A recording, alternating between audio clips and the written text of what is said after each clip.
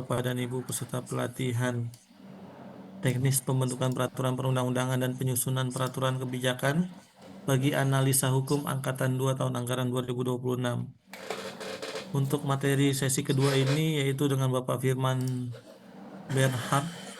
Beliau telah hadir di tengah-tengah kita yaitu dengan materi prinsip-prinsip regulasi dalam perspektif perlindungan kekayaan intelektual. Untuk itu, sebelum kita mulai kegiatan pada sesi kedua hari ini, dimohon kepada Ketua Danton atau Ketua Regu untuk memberikan laporan terlebih dahulu. Untuk itu, waktu dan tempatnya kami persilakan. Izin Bapak Firmansyah dan Bapak-Bapak. Recording in progress. Duduk siap, gerak. Lapor. Peserta pelatihan teknis pembentukan peraturan perundang-undangan dan penyusunan peraturan kebijakan angkatan 2 tahun anggaran 2026. Jumlah peserta 30 orang, hadir lengkap, siap menerima materi. Laporan selesai.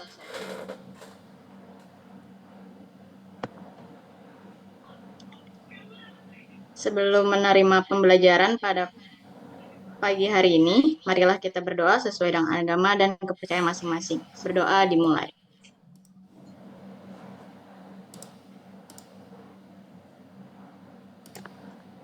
Berdoa selesai. Istirahat, gerak. Siap. Terima kasih, Bunda Mbak Syifa. Untuk itu, kepada Bapak Firmansyah, waktu dan tempat kami persilakan Bapak. Terima kasih, Bapak. Baik, terima kasih Bapak Ibu, terima kasih Mas Bagus, terima kasih Mbak Sipa.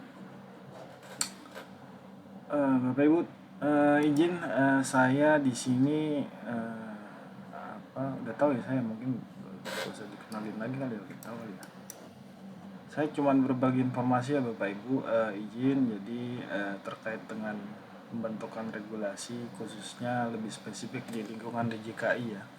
Jadi izin saya membagikan materi saya dengan metode mind mapping khususnya, jadi sehingga nanti Bapak Ibu apa yang saya narasikan, saya ucapkan, Bapak Ibu bisa memvisualisasikannya dengan baik. Mungkin berbeda dengan materi-materi narasumber sebelumnya, karena nanti juga di sesi-sesi berikutnya detailing terkait dengan prinsip pembentukan regulasi akan disampaikan oleh dari narasumber Dijen PP, BPHN, dan narasumber media suara lainnya. Nah, Bapak Ibu, hal-hal yang penting bagi kita di DJKI terlihat ya Bapak Ibu ya, izin nih. Ya, terlihat jelas, Bapak. Ada cabang-cabang begini lumayan. Jadi hal-hal yang mendasar Bapak Ibu nanti akan saya sampaikan terkait dengan bagaimana aspek biasa kalau saya adopsi dari kalimat, mungkin kata-katanya diksinya dari dunia pasar modal, fundamental, teknikal ya. Jadi ada nanti akan saya sampaikan bagaimana prinsip-prinsip administrasi pemerintahan, kemudian apa itu kewenangan, bagaimana ilmu pengetahuan perundang-undangan, prinsip dan azas terkait, instrumen pengaturan yang nanti kita akan susun dalam naskah dinas di lingkungan DJKI. Kemudian ada aspek teknikal nanti dasar hukum di tingkat pusat dan sekilas tentang dasar hukum di tingkat daerah. Kemudian ada tahapan pembentukannya bagaimana. Nah, di sini ada 5 tahapan Bapak Ibu untuk reguling khususnya yang sifat pengaturan secara umum. Kemudian nanti kita akan ke praktek regulasi sekilas, bagaimana itu naskah akademik, naskah urgensi, dan juga diksi pilihan kata dalam perumusan atau wording dari rumusan norma. Kemudian beberapa hal juga akan saya sampaikan terkait dengan overview peraturan perundang-undangan di Direktorat Jenderal Kekayaan Intelektual dan juga arah kebijakan yang akan ditetapkan oleh pimpinan kita terkait dengan beberapa regulasi di Direktorat Teknis yang akan disusun, kurang lebih ada 33. dan itu masih dalam tahap pembahasan ya Bapak Ibu, belum tentu akan menjadi 33 regulasi, itu tentu akan simplifikasi atau nanti akan dibahas lebih lanjut dengan stakeholder atau UK1 yang lainnya. Itu Bapak Ibu nanti beberapa hal yang akan saya sampaikan terkait dengan perkembangan dan juga prinsip fundamental dan teknikal nanti yang akan saya sampaikan. Pertama-tama Bapak Ibu, saya tidak akan menggurui Bapak Ibu terkait KI. Bapak Ibu sudah tentu paham di Direktorat Teknis terkait. Tentunya ini sekedar refresh memory atau juga menginformasikan kembali, mengingatkan kembali pada kita semua di lingkungan Direktorat Jenderal Kekayaan Intelektual bahwa tujuan akhir dari kekayaan intelektual, ide, akal pikiran yang mewujudkan suatu karya, invensi atau pertemuan itu yang akan berdampak kepada kesejahteraan. Itu prinsip yang pertama.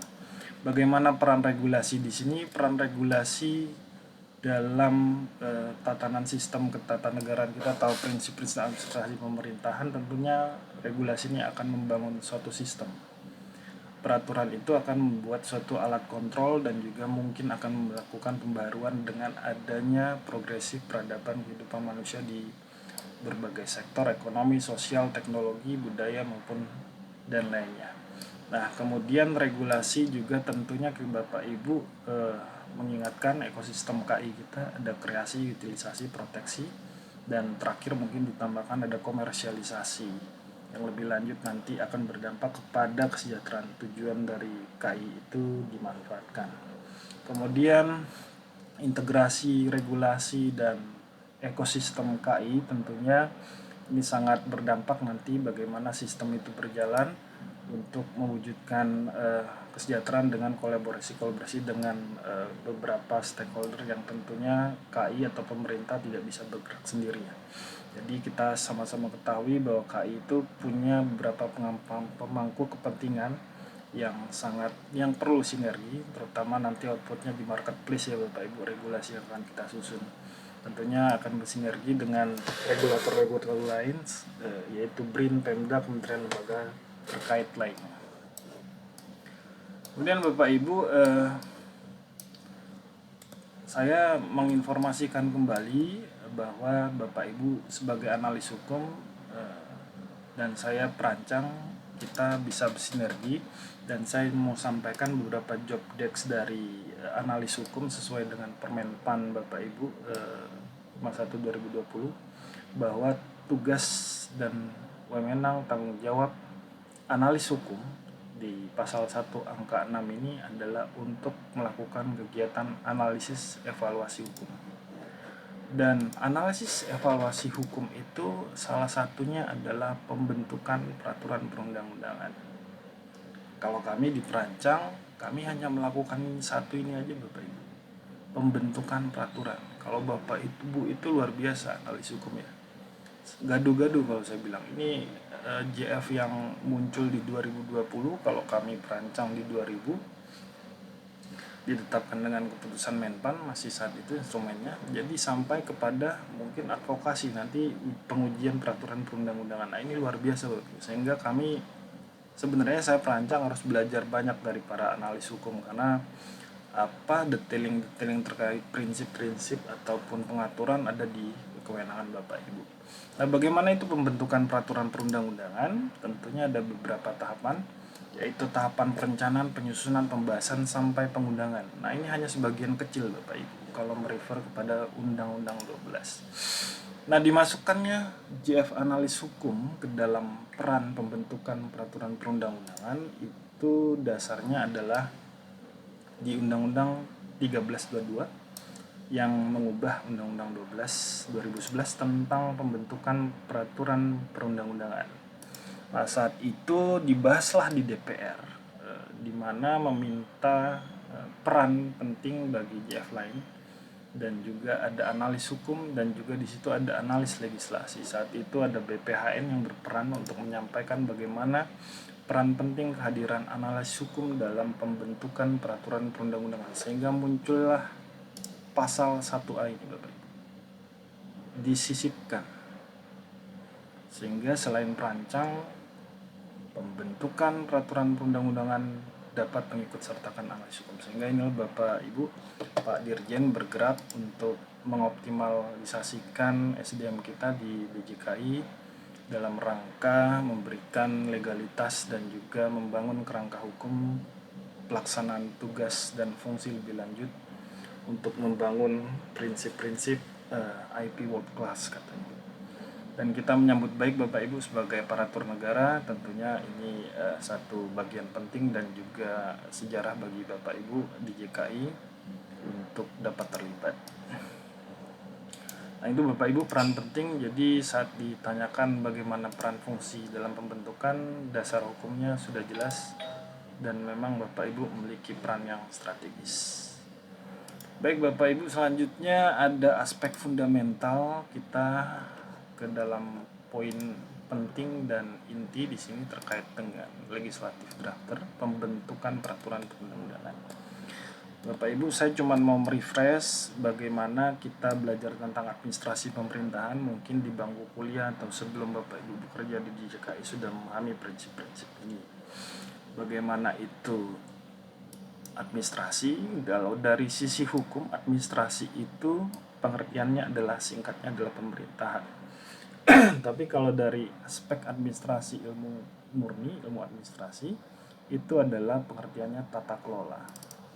Sehingga kalau kita kaitkan, biasanya Bapak Ibu akan ditanya, apa sih fungsi pemerintahan kita, apa sih fungsi DJKI, apa sih fungsi yang kita lakukan saat bekerja di sektor pemerintahan. Fungsi pemerintahan itu yang dikatakan oleh Undang-Undang 30. Bapak Ibu, saya mau mengingatkan lagi, setiap tindakan keputusan kita dalam pemerintahan itu baseline-nya ada di dasar hukumnya, ada di administrasi pemerintahan.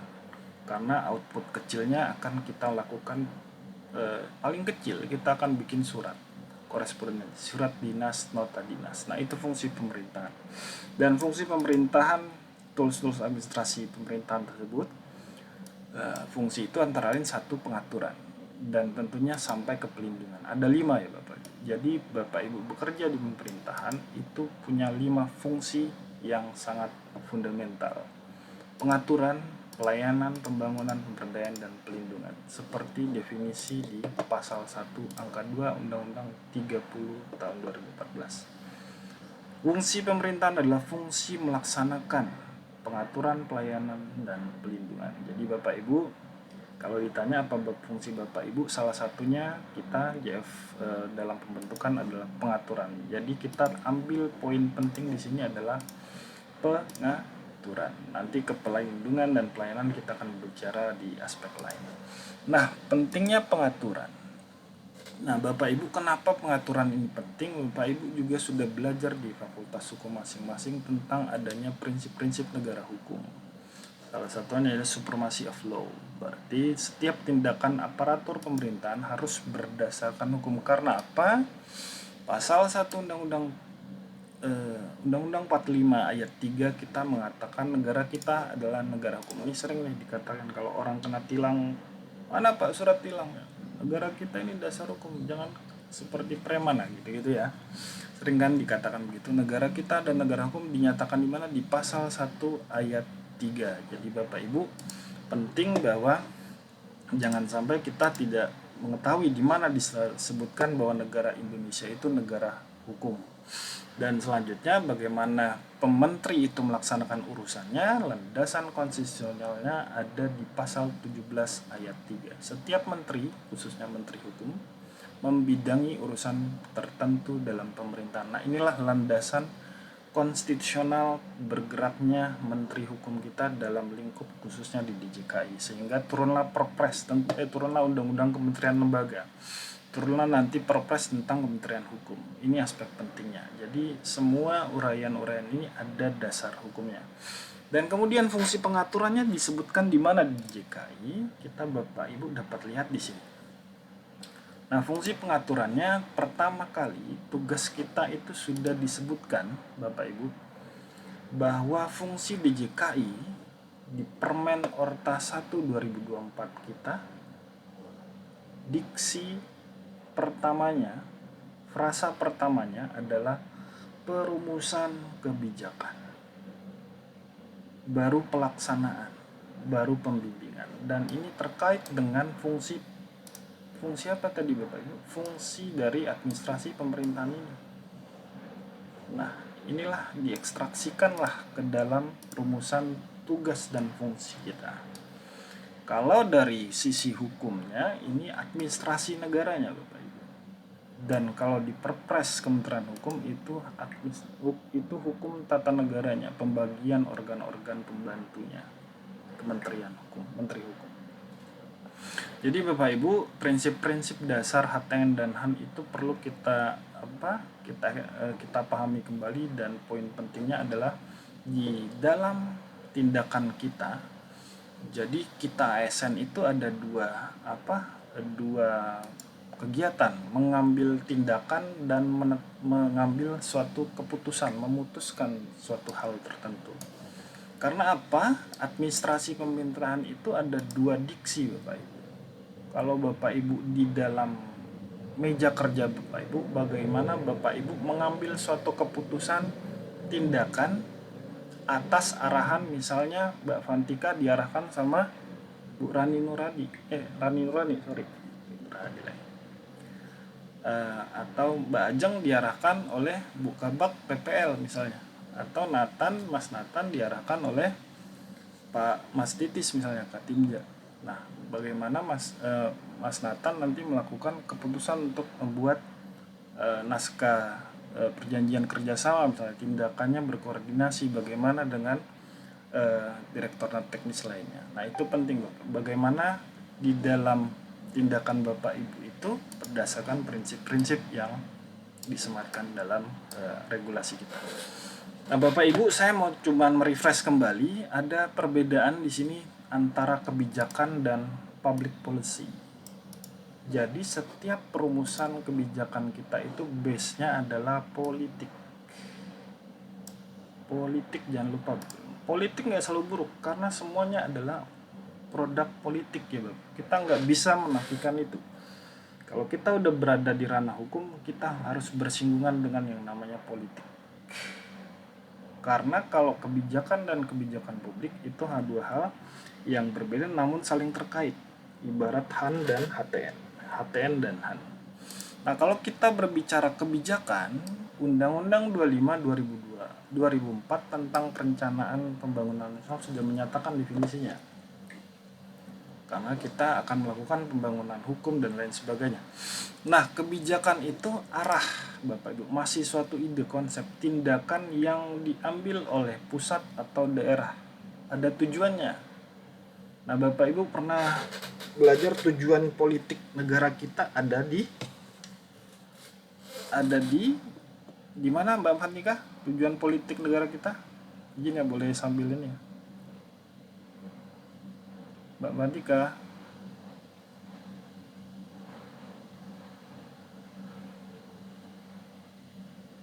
Cek. Halo. Siapa nih? Mbak siapa? Tujuan politik negara kita ada di mana, Mbak? Dinyatakan. Tujuan hukum lah.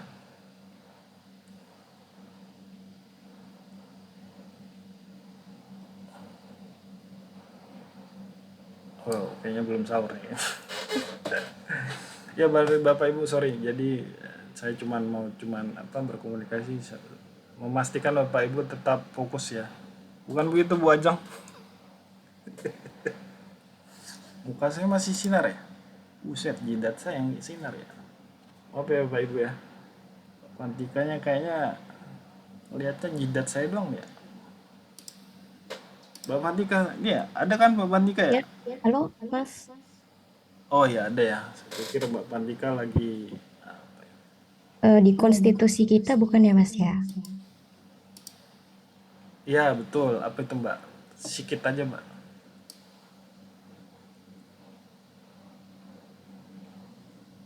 Buka Google ya. Ya baik Bapak Ibu, jadi Mbak Fantika terima kasih ya ada responnya. Saya pikir saya diabaikan oleh Mbak Fantika.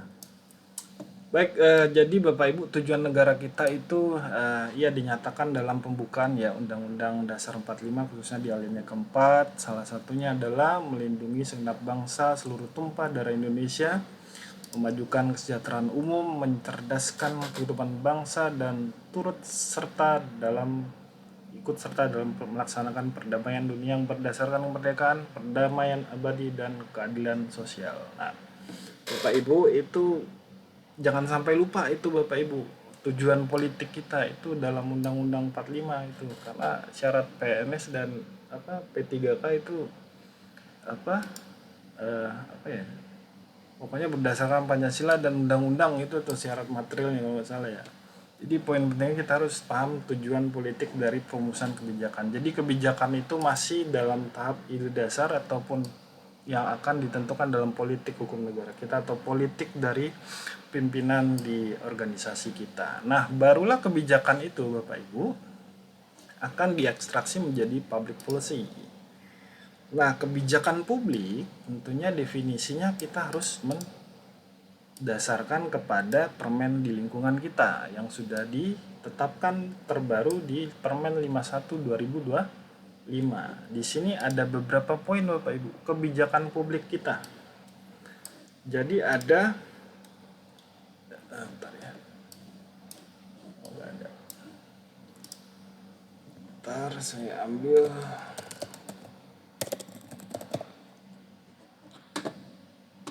permasalahan tertentu. Tujuan. Oke. Ada. Oke Bapak Ibu, kebijakan publik dan kebijakan itu akan berbeda hal terkait dengan penerapannya. Kalau kebijakan ini bagaimana kita mengambil satu ide dasarnya untuk sesuaikan dengan tujuan. Nah, barulah kebijakan publik itu kalau kita lihat di definisi permen terbaru kita, Permenkum ya ini Bapak, baru ditetapkan, nanti Bapak Ibu lihat bahwa kebijakan publik itu tetap ya Bapak Ibu seperti administrasi pemerintahan, 2 kegiatan, keputusan dan tindakan yang diambil oleh organ tertinggi di kementerian kita, menteri atau pimpinan media untuk mengatasi persoalan tertentu, kegiatan tertentu atau mencapai suatu tujuan tertentu yang bersifat strategis atau berdampak luas.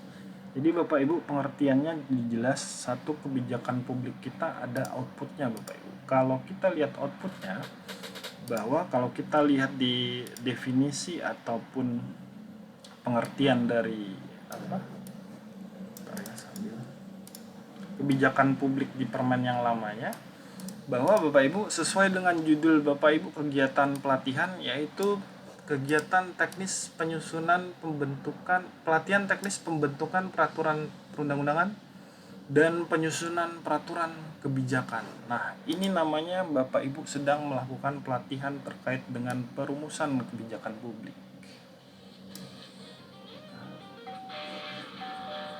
Bentar, telepon. Bro, bentar. Bentar. Astagfirullah. Bentar Yurum, lagi ini. Bentar. Oh udah, selamat pagi dan salam sehat kita semua. Pagi, terima kasih. Selamat siang.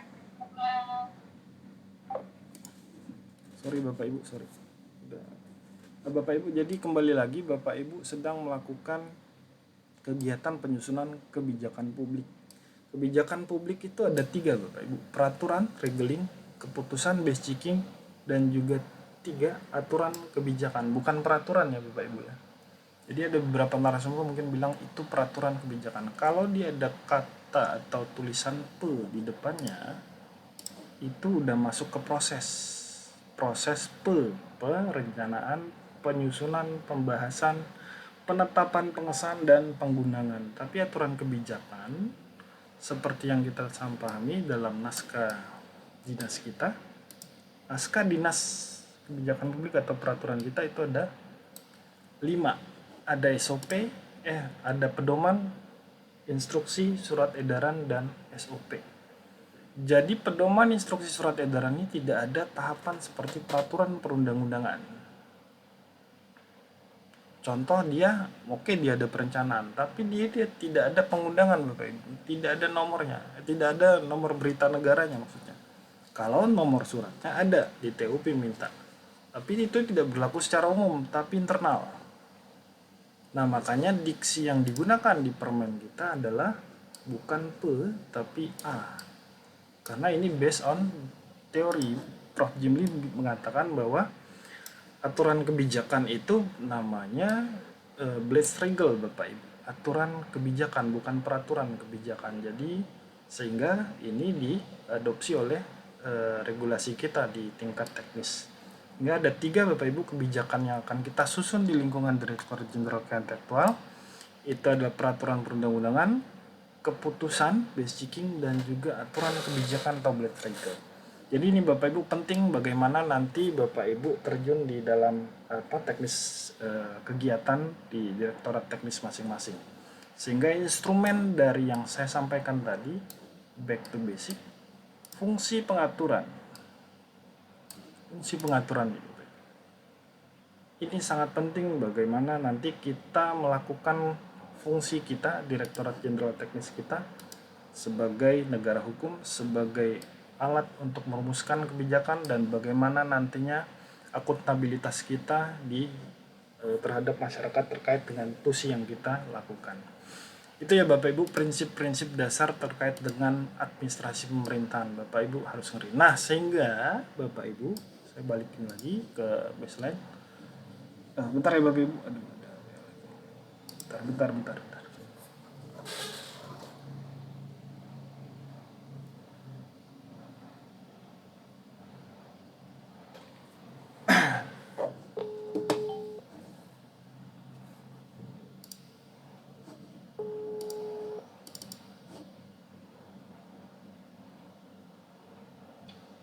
Udah dimatiin punya ini bintang. Bentar dari sini gua matiin. Bentar. Punya bintang belum, punya aku Bang yang udah mati. Oke, nanti habis ini ya, agak siang ya kita resume ya kegiatannya ya. Oke. Udah gua Bang, matiin. terus yang taktik gimana? Hah? Iya bentar, habis ini ya taktik ya. Nanti gua ini. Aku Ini nih, lu lihat lanjut. laptop bintang, lu lihat dah. Nih bintang nih. Nih lu lihat ke sini. View. View, di sini ada kegiatan di atas nih, paling atas nih. Nah, nanti lu detail summary nih ambil nih. Nah, ini masukin di uraian kegiatan ya. Copy paste ke WhatsApp lu ya. Nah, ini udah ya gua tampilin ya. Oke ya, gua check out dulu ya. Nah, ini poin-poinnya ya. Oke ya, nanti lihat tipe-tipenya ya. Lu copy aja semua ya. Kopinya ada di sini nih, di atas nih copy, atau di bawah nanti ada tombol copy. Oke? Oke Bang. Oke ya, yuk. Makasih, Bang. Yuk gua check out ya. Iya ya Bang.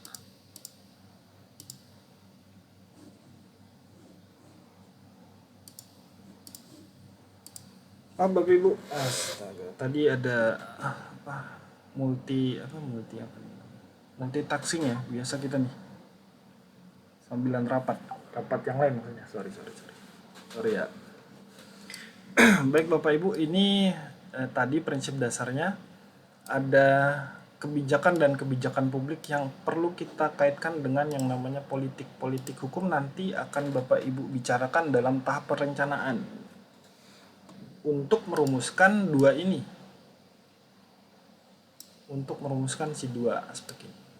Sehingga kalau kita pelajari dalam doktrin ada beberapa ya Bapak Ibu, di bangku kuliah Bapak Ibu pernah belajar di politik hukum, mungkin sudah mengambil di semester berapa itu. Kayaknya itu mata kuliah pilihan ya Bapak, kalau di saya itu mata kuliah pilihan. Nah kalau pengertian saya sih lebih mengambil ke pengertian Bapak Prof. Sajib Toraharjo Bapak Ibu ya. Ada satu cara yang ingin dicapai, ada satu aktivitas dan itu menentukan cara yang hendak dicapai. Jadi dia ada aktivitas untuk menentukan suatu cara-cara yang hendak dipakai untuk mencapai suatu tujuan dalam masyarakat, entahkah itu menciptakan suatu keadaan tujuan sosial tertentu atau kebutuhan hukum baru tertentu, untuk mengubah sistem atau membarui sistem, atau sebagai alat kontrol. Bapak Ibu pernah berbicara atau mengetahui sebagai law as a tool as social engineering.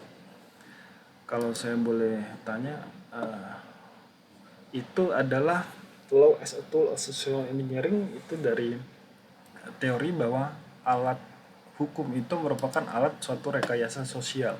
Bagaimana dia menciptakan suatu pembaruan dalam masyarakat, menciptakan suatu sistem yang tujuannya untuk kesejahteraan.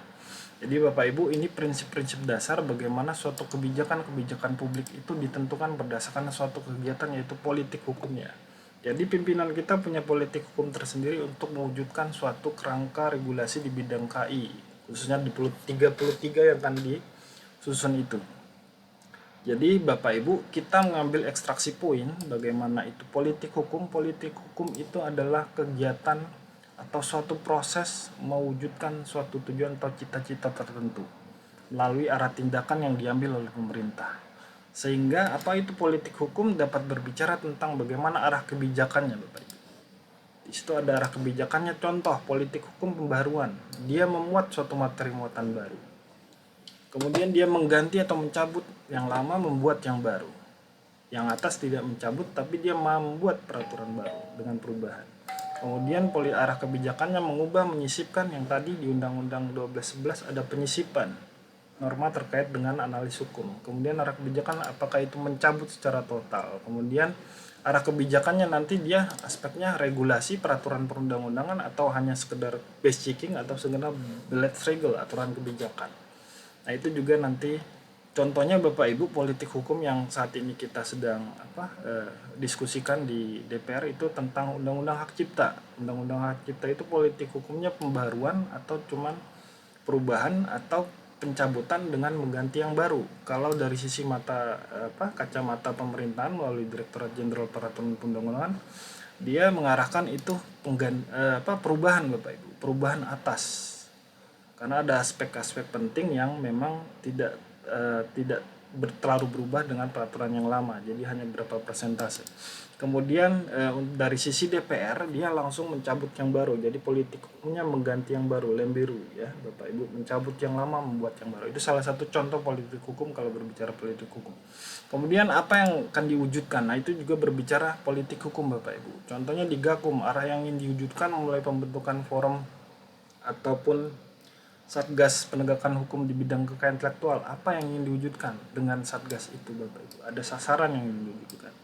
Kemudian bagaimana strateginya? Strateginya apakah langkah upayanya, tindakan administratifnya, koordinasi kah? Lakukan satu naskah kerjasama lebih lanjut, ataukah dibentuk satu peraturan tertentu yang terkait dengan lintas sektoral, ataukah outputnya nanti setelah keputusan itu keluar nanti peraturan pemerintah atau peraturan presiden ataupun impres. Nah itu ya Bapak Ibu ya. Jadi gambaran-gambaran dari satu kebijakan dan kebijakan publik itu adalah baseline-nya dari basicnya, pemikirannya adalah semua berbicara tentang bagaimana itu politik hukum. Dan nanti implementasinya Bapak Ibu, itu politik hukum akan dituangkan, contoh kecil Bapak Ibu, ada di naskah akademik dan naskah urgensi. Nanti ada di latar belakang. Naskah akademik akan ada di bab 5 dan juga bab 4. Bab 4 itu landasan filosofis, sosiologis, dan yuridis. Ada 6 bab. Kemudian di naskah urgensi ada latar belakangnya dan pengaturan ruang lingkup pengaturan materi muatannya. Kemudian kalau di batang tubuh politik hukum itu digambarkan Bapak Ibu di konsideran menimbangnya. Konsideran menimbangnya, implementasi politik hukum itu.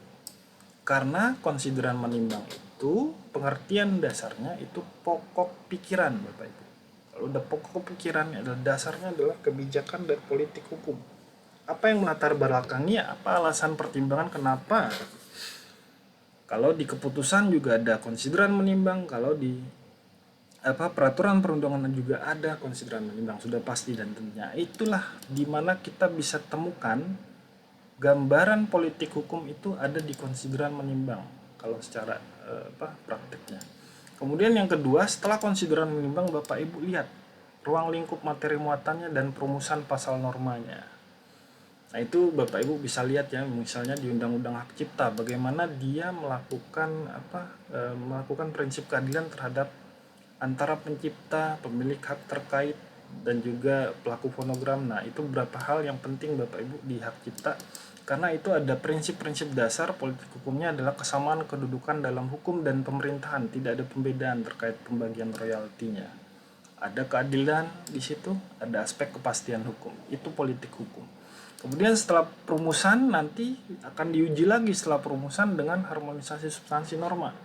Karena kalau kita berbicara harmonisasi banyak sekali dimensinya nanti akan diulas Bapak Ibu. Karena Bapak Ibu tentu di di analis hukum itu tentu kegiatannya tadi Bapak Ibu ya. Saya harus belajar banyak dari analis hukum karena kegiatannya menganalisis urgensi pembentukan peraturan perundang-undangan. Karena harmonisasi itu ada 10 aspek nanti. 10 aspek ini yang penting nanti di lapangan yang akan kita contoh ya, saya mau kasih contoh aja. Ada 10 nanti yang akan diharmonisasikan, baik itu peraturan perundangan level PP, Permen, atau Perpres atau Permen. Nah itu Pancasila terkait dengan politik hukumnya sudah sesuai belum dengan landasan filosofis pemikiran atau kesadaran hidup bangsa yang berdasarkan ideologi. Ada 5 Pancasila, Bapak Ibu harus pahami itu. Ketuhanan yang Maha Esa sampai dengan keadilan sosial bagi seluruh rakyat Indonesia. Dan juga terkait dengan Undang-Undang Dasar tadi tujuan politiknya apa. Dan juga undang-undang vertikal di atasnya Bapak Ibu. Nanti kita pelajari tentang hierarki. Nah ini jangan sampai dia permen beraturan dengan bertentangan ya Bapak Ibu. Kalau dia vertikal itu bertentangan, kalau dia horizontal itu namanya diksinya berbenturan. Berbenturan dengan peraturan misalnya Kemenekraf, KI Kemenekraf atau KI dengan Kementerian Keuangan, KI dengan kementerian lembaga terkait lainnya. Jadi prinsip-prinsipnya nanti kita nanti saya sampaikan di bidang aspek kewenangan Bapak Ibu. Nah ini yang Bapak Ibu perlu cermati dan saya mau sampaikan informasi ini terkait bagaimana basic prinsip-prinsip kebijakan publik itu yang dilatar belakangi oleh aspek-aspek politik hukum. Nah Bapak Ibu nanti akan diskusi atau nanti dimintakan pendapatnya dalam kegiatan rapat-rapat. Misalnya kenapa permen ini Bapak Ibu usulkan, nanti akan rapat di P2L dengan Dirjen PP, dengan BSK. Apa sih dasarnya Bapak Ibu akan berbicara dengan aspek ini. Politik hukum, dasar kebijakannya, arah pengaturannya, dan strategi yang apa yang diwujudkan. Bapak Ibu sudah berbicara yang namanya ranah politik hukum. Ya Bapak Ibu ya, ini adalah ranahnya perencanaan. Tahap perencanaan setiap peraturan perundang-undangan dan setiap tahapan aturan kebijakan. Jadi saya ulangi lagi, itu aturan kebijakan, bukan peraturan kebijakan. Kalau berdasarkan peraturan teknis kita atau berdasarkan teori. Kemudian Bapak Ibu, yang penting lainnya, saya mau sampaikan, setiap tindakan keputusan yang kita ambil, itu yang masih ide, tentunya kita harus tetapkan menjadi suatu keputusan tertulis. Lex scripta dan lex serta, Bapak Ibu sudah pasti pahami terkait hal ini. Sebelum lex scripta dan serta, Bapak Ibu perlu penting setelah kita tahu itu fungsi pengaturan, Bapak Ibu juga harus tahu tentang aspek legalitas administrasi pemerintahan dan azas umum pemerintahan yang baik. Nah, ini akan menjadi pengujian norma-norma yang akan kita susun. Seringkali kita akan uji itu bagaimana aspek kepastian hukumnya terhadap rumusannya, bagaimana aspek terkait keadilannya, bagaimana aspek terkait pelayanan publiknya. Nah ini Bapak Ibu kalau di pasal 5 Undang-Undang PEM, jadi administrasi legalitas Bapak Ibu, azas legalitas itu tidak melulu berbicara di hukum pidana ya Bapak Ibu. Karena kita di bangku kuliah, kita sudah diajarkan prinsip azas legalitas. Dan saya juga baseline-nya adalah hukum pidana ya Bapak Ibu. Baru di S2-nya baru tata negara. Jadi ada satu kesamaan di prinsip legalitas. Legalitas di hukum pidana nullum directum nullum puna sine previa logitu nale. Bagaimana suatu tindakan perbuatan tidak dapat dipidana tanpa ada peraturan perundang-undangan yang mengaturnya. Itu jelas. Nah, kalau legalitas administrasi pemerintahan sudah jelas bahwa semua tindakan administrasi kita itu berdasarkan dengan hukum. Dan kalau dikaitkan dengan norma atau teori, namanya Wetmatikheid van het Bestuur, bahwa setiap tindakan administrasi pemerintahan itu harus berdasarkan dengan peraturan perundang-undangan atau berdasarkan dengan dasar hukumnya. Jadi ini Bapak Ibu mengingatkan kembali, setiap tindakan pemerintahan harus berdasarkan legalitas atau mekanisme legal yang ditetapkan. Nah, Bapak Ibu, terkait dengan aspek legalitas ini sudah Bapak Ibu ketahui, dan aspek terkait lainnya nanti saya sampaikan tentang azas umum pemerintahan yang baik. Ada 8 Bapak Ibu ya di sini.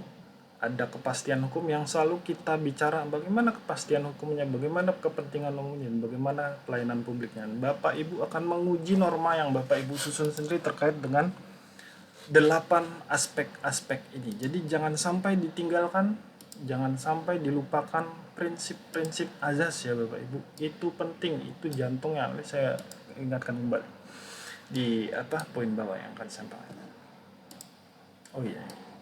Nah, ini ada Bapak Ibu harus memahami juga bagaimana tindakan keputusan kita ini, yang ini Bapak Ibu. Administrasi pemerintahan itu harus ditetapkan. Undang-Undang 30 2014 menyatakan untuk mewujudkan kepastian hukum tadi, prinsipnya dia harus ditetapkan. Ditetapkan itu bahasa Latinnya atau bahasa yang sering kita dengar di Fakultas Hukum, lex scripta. Ada lex serta dan satu lagi lex stricta. Nah, untuk administrasi pemerintahan penting kita mempelajari bagaimana itu harus tertulis. Kita mengadopsi sistem hukum civil law Eropa kontinental. Setiap peraturan perundang-undangan itu peraturan tertulis, bukan lisan tidak tertulis. Kalau di Anglo-Saxon itu jurisprudensi Bapak Ibu. Nah, kalau sudah tertulis, dia akan diwujudkan menjadi lex serta, sehingga lex scripta yang tertulis itu akan menjamin suatu kepastian. Tapi tidak hanya seperti itu, kepastiannya harus bagaimana? Tidak multitafsir ya Bapak Ibu. Serta itu tidak multitafsir, ya pasti dia tertulis, tapi bagaimana konfigurasinya, pengaturannya. Apakah itu norma pengertiannya misalnya di peraturannya, apakah itu subjek hukum yang Anda aturkan, jelas enggak? Iya sih sudah tercipta, tapi jelas enggak? Bagaimana cara permohonan pendaftaran, pencatatannya dan pemeriksaannya di rumusan Bapak Ibu, bagaimana persyaratan administrasinya, detailing-detailingnya, sampai ke bagaimana status hak dan kewajiban jika peraturan yang lama Bapak Ibu itu dicabut dengan peraturan yang Bapak Ibu susun. Nah, ini menggambarkan bagaimana suatu tindakan kita dalam memutuskan suatu tindakan dalam aspek naskah dinas pengaturan kita itu serta atau enggak. Scripta ya, sertanya apa enggak. Nah, baru berbicara nanti stricta. Dia ketat atau sempit. Bapak Ibu mau biasa bicara tentang rigid. Kita rigidkan, dibakukan, dikunci itu Bapak Ibu namanya. Kita kunci. Ada kadang kita melakukan tindakan dalam perumusan jangan dikunci, nanti kita nggak bisa kemana-mana. Maksudnya rumusannya pemerintahan tidak bisa kemana, itu dikunci bisa di rumusan peraturan tingkat atas di undang-undang. Kalau bisa jangan dirigidkan Bapak Ibu, kalau normanya di undang-undang. Sehingga nanti ada delegasi namanya ketentuan lebih lanjut tentang pendaftaran merek, itu diatur dengan peraturan menteri. Nah, itu fleksibilitasnya, sehingga kepastian hukumnya lex serta lebih lanjut ada di peraturan menteri. Nah, stricta ini biasanya diterapkan di peraturan yang terkait hukum pidana, KUHP kita, Bapak Ibu. Jadi dia kalau di administrasi pemerintahan seperti yang kita terkait dengan pendaftaran merek, permohonan paten, pendaftaran desain industri, biasanya dia akan diturunkan ke permen, tidak akan terlalu rigid kecuali hal-hal tertentu ya tentang biaya, itu jelas. Dan tapi juga di Undang-Undang PNBP kita dibuat suatu norma bahwa menteri dapat menetapkan PNBP itu sampai dengan Rp0. Nah, itu fleksibilitasnya sampai dengan Rp0 masih diizinkan oleh undang-undang. Nah, itu Bapak Ibu terkait itu semua terkait dengan ruang lingkup arah pengaturan yang saya sebutkan tadi. Semua tergantung bagaimana politik hukumnya Bapak Ibu. Ini semua akan tergantung politik semua Bapak Ibu. Bagaimana sertanya, bagaimana Bapak Ibu membuat striktanya. Itu ya Bapak Ibu. Jadi penting sekali ini saya cuman merefresh memori Bapak Ibu di bangku kuliah, dan juga ini dikaitkan dengan regulasi teknis di direktorat kita masing-masing di DJKI. Itu terkait dengan prinsip dasar, ini baru prinsip administrasi pemerintahan ya, belum soal jemaat ya. Saya usahakan cepat Bapak Ibu. Nah, yang kemudian kedua, tidak kalah penting, Bapak Ibu juga harus memahami bagaimana itu authority, kewenangan. Bapak Ibu tentunya di fakultas hukum masing-masing sudah tentu mendengar suatu diksi ini, Bapak Ibu. Nah, atribusi, delegasi, mandat, diskresi. Ini adalah basicnya Bapak Ibu. Saya cuma menyampaikan kembali, Bapak Ibu sudah paham, tapi saya coba merefresh kembali ya Bapak Ibu, biar nggak ngantuk-ngantuk amat ini. Semoga materinya nggak ngantuk-ngantuk amat ya. Ya nggak Jeng ya? Kelihatan Jeng. Aduh Nathan man. Ini nggak Tan ya? Mana Nathan? Iya. Lu pakai celana apa celana panjang tuh Tan?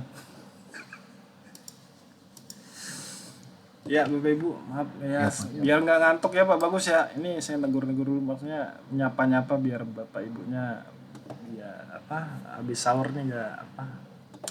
Baik Bapak Ibu, sumber kewenangan Bapak Ibu. Jadi Bapak Ibu lihat lagi di APEM, nah kaitannya ke APEM lagi nih Bapak ya. Undang-Undang Administrasi Pemerintahan. Jadi seringkali kita berbicara dikit-dikit, bagaimana kewenangannya, dikit-dikit kewenangan. Bapak Ibu juga perlu mengetahui sumbernya di mana tuh, diperoleh dari mana tuh, ya nggak? Bentar dulu.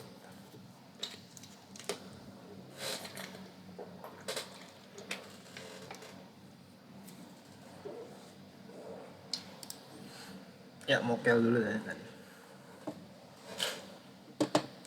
Jadi ada kewenangan itu diperoleh dari 3 sumber Bapak Ibu. Atribusi, delegasi, dan mandat. Nah ini berbeda-beda penerapannya Bapak Ibu.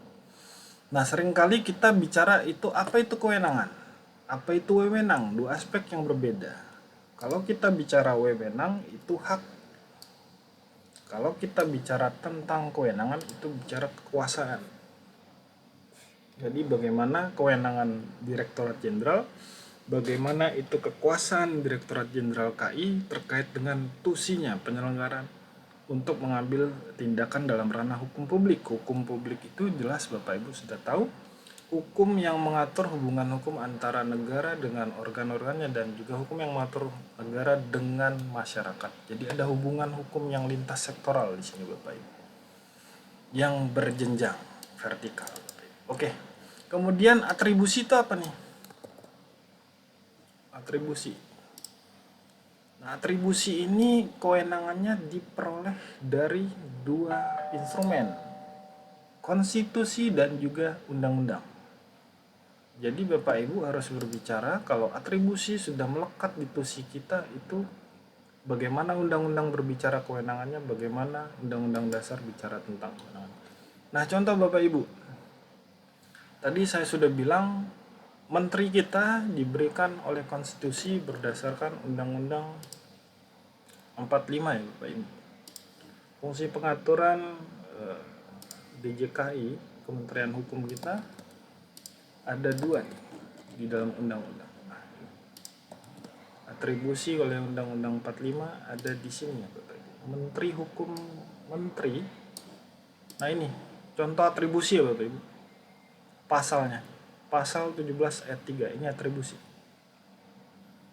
Menteri membidangi urusan tertentu dalam pemerintahan dan itu diaplikasikan dalam dasar hukum mengingat setiap peraturan menteri kita. Ada 17 ayat 3 Undang-Undang 45 ditaruh di dasar hukum mengingat. Nah ini penting Bapak Ibu, bagaimana menteri itu memiliki kewenangan konstitusi untuk melakukan urusan tertentu dalam pemerintahan. Kemudian atribusi lain itu ada di Undang-Undang Merek misalnya.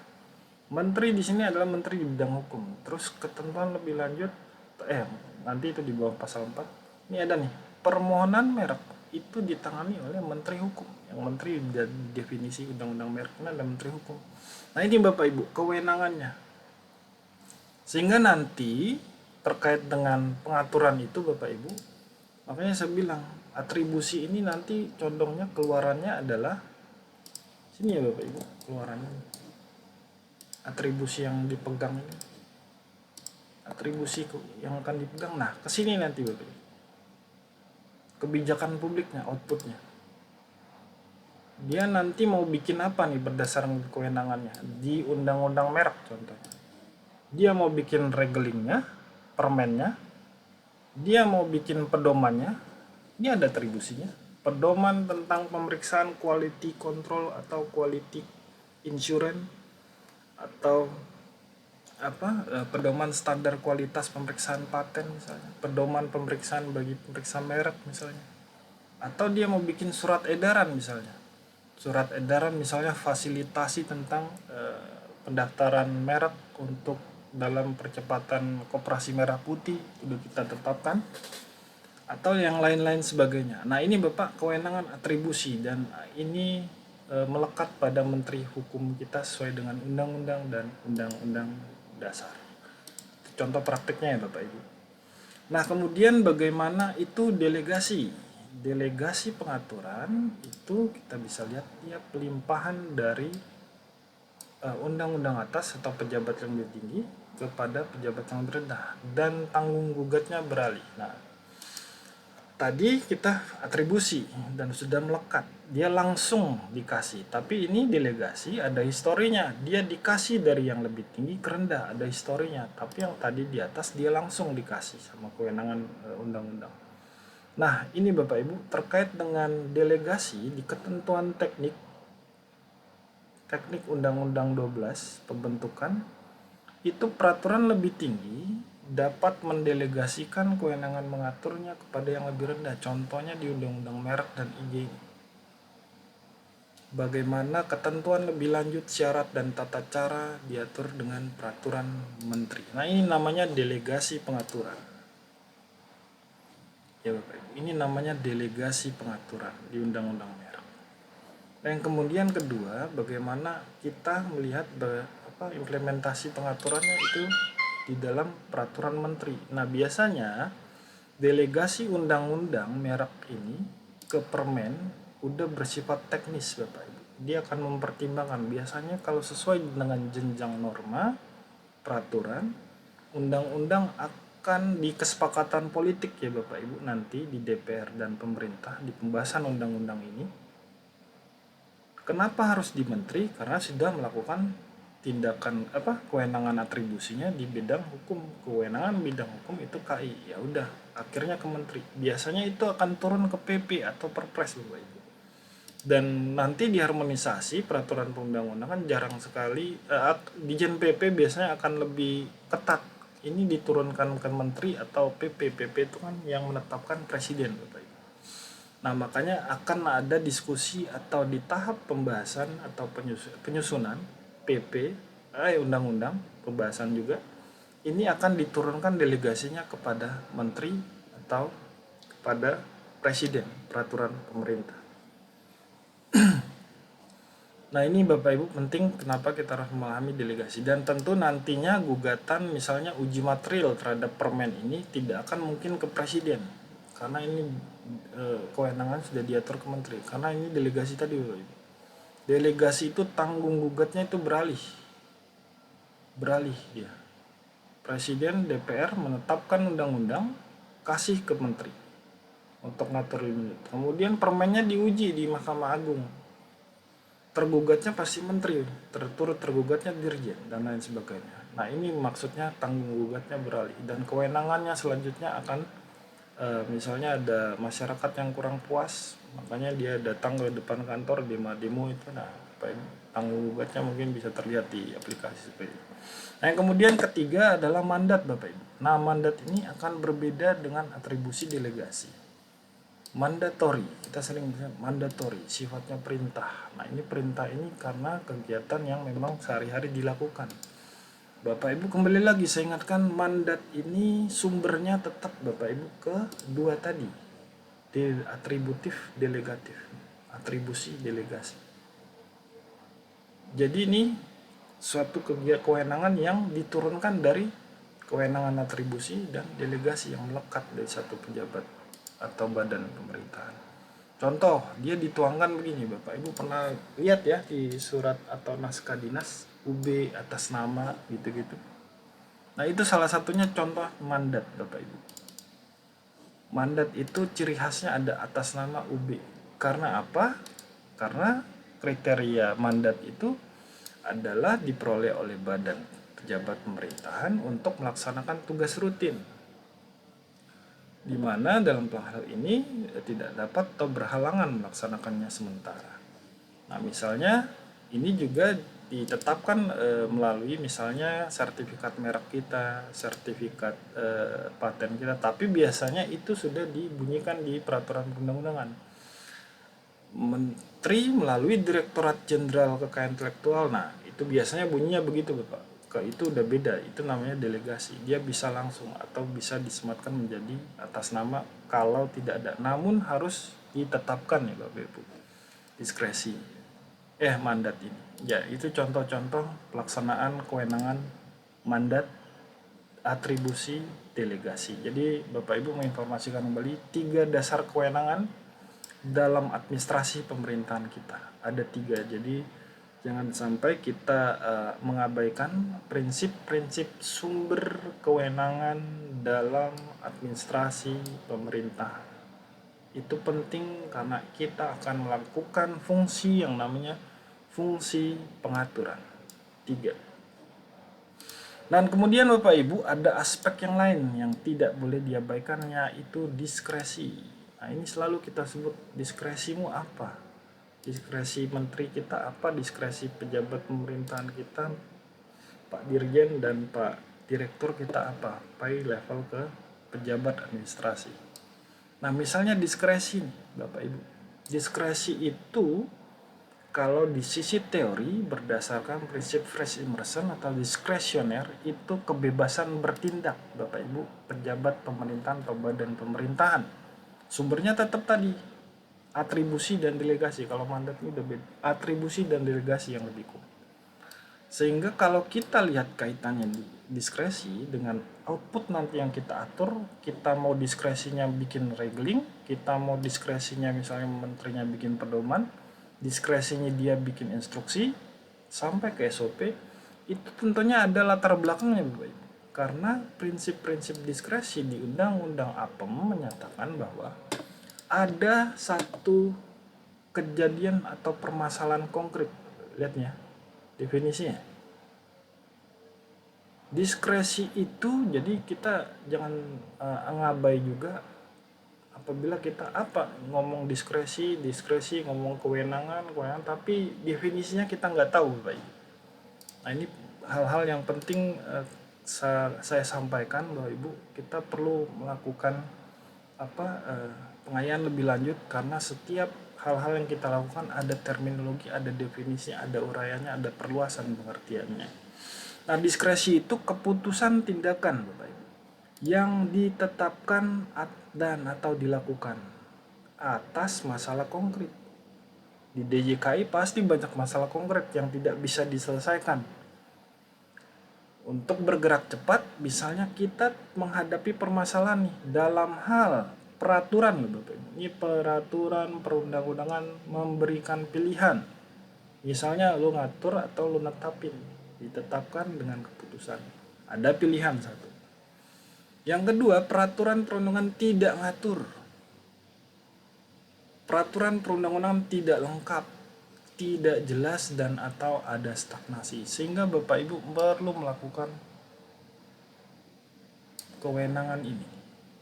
Ada masalah nih muncul di lapangan, misalnya di bidang merek, kita kurang jelas nih Pak, bagaimana? Bikin aturan lama ya, PP lama nih, pakai Proksun, mesti IP ke Setnek. Permen juga lama nih, tapi kita harus pakai penelaahan lebih lanjut dengan BSK. Ya udah kita bikin pedoman aja lah, misalnya diskusinya seperti itu Ibu. Ada masalah nih di bawah di lapangan, sehingga kita perlu solusi gerak cepat.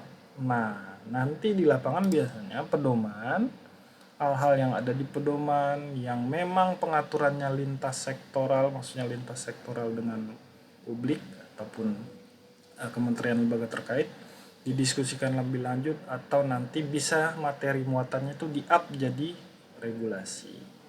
Ya Bapak Ibu ya. Nah, itu contoh-contoh penerapan regulasi kewenangan terkait dengan diskresi. Karena alasan-alasannya tadi Bapak Ibu sudah jelas bahwa ada satu pengambilan keputusan, misalnya mau kita susun dengan pedoman atau keputusan atau dengan instruksi atau dengan surat edaran tidak mengatur peraturan perundang-undangannya, sehingga kita atur, kita ambil suatu keputusan tidak lengkap, tidak jelas, dan juga untuk hal-hal yang mengatasi aspek-aspek strategis karena ada stagnasi pemerintahan. Nah ini Bapak Ibu, nah nanti Bapak Ibu akan uraikan itu saat mengajukan suatu naskah dinas pengaturan, misalnya surat edaran atau pedoman. Ada aspek diskresi ini yang Bapak Ibu jelaskan, pointer-pointernya di sini. Karena pedoman juga bagian dari diskresi, bisa menindaklanjuti, misalnya gini nih Bapak Ibu. Nah, kalau di peraturan perundang-undangan dari sisi teori, kalau peraturan perundang-undangan itu sifatnya general binding regulation. Kalau dia pedoman, instruksi, karena general binding itu mengikat secara umum, publik Bapak Ibu ya, ini ya. Lintas sektoral juga. Kementerian, lembaga, dan juga stakeholder lainnya di luar pemerintahan. Dan juga yang terkait adalah pedoman. Nah ini pedoman instruksi ini sifatnya internal binding regulation, berlaku secara internal terkait dengan teknis administrasi dalam badan atau pejabat terkait lainnya di lingkungan organ pemerintah. Nah materi muatannya Bapak Ibu harus cermati semua di sini di Permenkum kita 3 tahun 2025 ya Bapak Ibu. Jangan sampai Bapak Ibu ngatur lintas sektoral, misalnya ngatur kementerian lembaga, Bapak Ibu kopnya pedoman. Nah, itu udah salah arah ini Bapak Ibu. Politik hukumnya udah salah ini. Bapak Ibu, saya ingatkan kembali dalam menyusun naskah dinas pengaturan nanti ada masalah di direktorat Bapak. Bapak Ibu perlu landasan kan? Nah, pilihlah pengaturan itu ke dalam apa nih? Entah peraturan, entah pedoman atau instruksi. Nanti Bapak Ibu sebagai analis hukum memberikan pandangan ke pimpinan, Kabak, Katimja atau Ses Katimja terkait dengan instrumen pengaturannya biar ada dasar hukumnya dalam bertindak. Ya Bapak Ibu ya, nanti form dan bentuknya Bapak Ibu boleh lihat di permen ini semua sudah ada. Jangan salah pilih ya. Nah yang kedua, Bapak Ibu selalu mengatakan ada juklak juknis berdasarkan juklak juknis. Nah Bapak Ibu saya mau sampaikan kembali, juklak juknis itu dulu ada di Permen 31. Namun setelah diubah dengan Permen 325 kita, itu juklak juknis hilang dan itu dimasukkan ke dalam pedoman. Karena bentuknya dan instrumennya itu kurang lebih sama. Karena buat apa redundant, cuman beda kop doang pedoman juknis, ya sebaiknya pedoman saja dibuat. Nah sehingga kalau kita lihat Bapak Ibu kembali lagi ya, materi muatan pedoman itu di ayat 2, menindaklanjuti peraturan perundang-undangan yang lebih tinggi. Nah ini udah jelas Bapak Ibu, nanti sifatnya itu regling atau non-regling itu nanti di dalam ini. Pedoman bisa regling, bisa dia non-regling, instruksi sifatnya. Karena menindaklanjuti peraturan perundangan lebih tinggi. Karena peraturan misalnya permen kita kurang lengkap nih saat pembahasan, ya udah ntar kita atur di pedoman aja lah, sering itu Bapak Ibu. Ya udah nanti kita atur misalnya di PKS, Mbak Imani sering tuh nyusun PKS. Ya udah nanti di Workpen aja sama Mbak Dewi ya. Nah itu susun aja di Workpen. Nah ibaratnya seperti itu Bapak Ibu. Kita atur lebih lanjut di internal dengan pedoman, dengan diksi ditetapkan oleh Direktur Jenderal. Biasanya gitu wordingnya. Nah jadi Bapak Ibu kembali lagi, tata naskah dinas kita sudah menghilangkan juklak juknis ya Bapak Ibu. Karena output dari karena pedoman itu komposisinya udah juklak dan juknis. Ini ya Bapak ayat 1 ya. Pedoman dijabarkan ke dalam bentuk juklak, juknis, dan atau petunjuk teknis. Itu ya Bapak Ibu. Poin penting bagaimana Bapak Ibu nanti merencanakan sesuatu yang terkait dengan naskah dinas pengaturan di lingkungan Direktorat Jenderal Kekayaan Intelektual. Nah, kita harus punya landasan, kita harus punya legalitas, mekanisme legal itu ada di Permen 3 2025 kita untuk tata naskah dinas. Kemudian juga ada instruksi. Nah, biasanya output yang akan kita atur seringkali di Direktorat Jenderal KI itu ada 2 Bapak Ibu, pedoman ataukah dia edaran. Nah, edaran ini biasa kita turunkan ke kepala kantor wilayah atau kanwil Bapak Ibu. Misalnya beberapa hal yang kita pernah susun baru-baru ini. Lihat ya Bapak Ibu, surat edaran. Menteri Dirjen mengusulkan politik hukum, dia punya politik hukum sendiri. Wah, saya pengen ngatur sesuatu nih yang akan penting bagi KI di wilayah untuk perlu ditetapkan. Nah, misalnya ini Bapak Ibu ya. Kita punya surat edaran kemarin terkait dengan yang baru ditetapkan ya Bapak Ibu. Terlihat ya Bapak Ibu ya. Nah, ini surat edaran baru nih.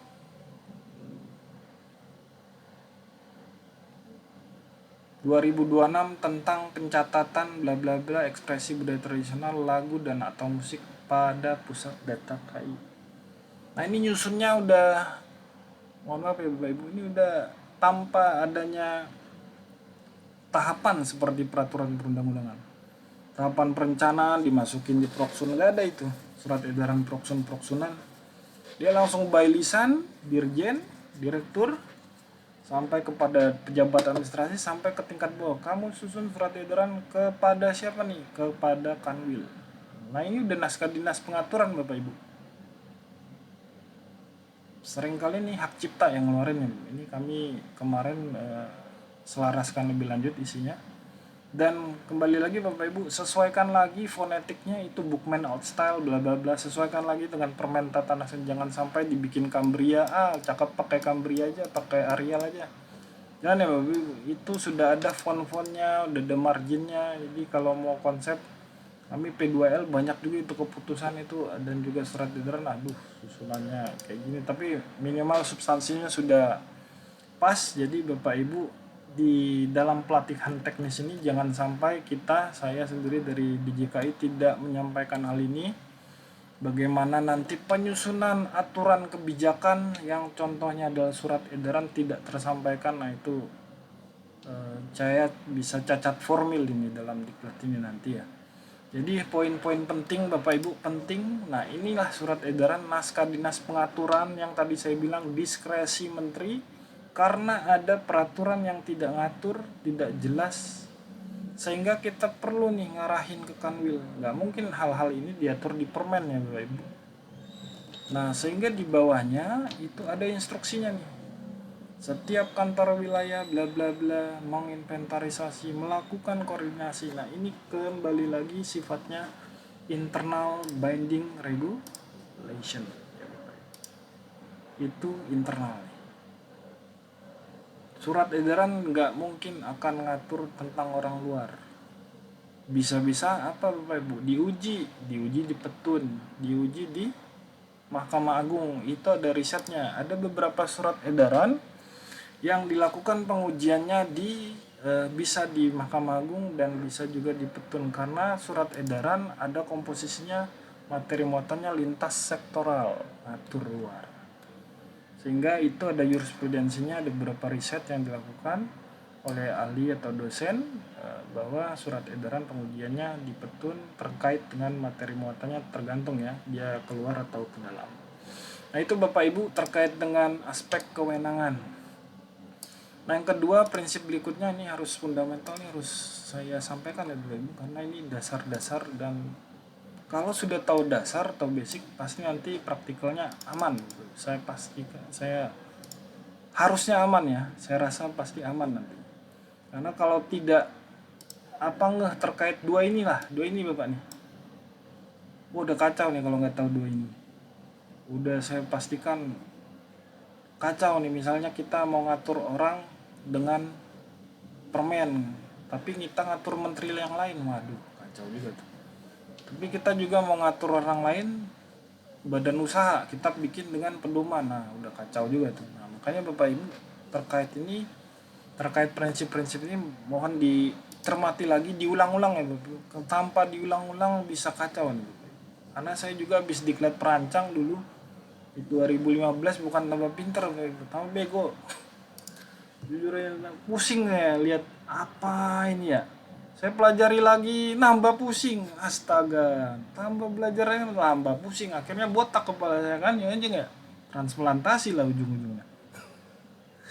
Ujungnya Bapak Ibu ini yang bikin kita nanti di lapangan di Direktorat Teknis masing-masing memberikan pandangan ataupun advice kepada pimpinan kita di atas agar dapat prudent, hati-hati dalam menentukan suatu kebijakan. Ya kita tahu fungsi kita adalah pengaturan, makanya kita ambil satu poin pengaturan. Nah Bapak Ibu yang kemudian kedua di diklat perancang nanti akan detail teknis selanjutnya akan detail dijelaskan. Semoga ada ini ya Bapak dijelaskan nanti sama pengajar atau narasumber lainnya terkait dengan ilmu pengetahuan peraturan perundang-undangan. Nah Bapak Ibu juga tidak boleh abai terkait ilmu ini, ada dua, ada teori dan ada ilmu.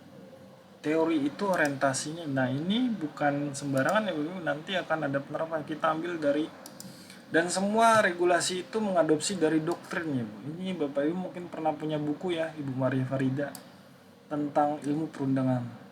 Nah ini ada dua aspek, teori dan ilmu. Jadi dua ini masuk kategori ilmu pengetahuan, bukan ilmu perundangan. Kalau ilmu perundangan itu bagian dari ilmu pengetahuan.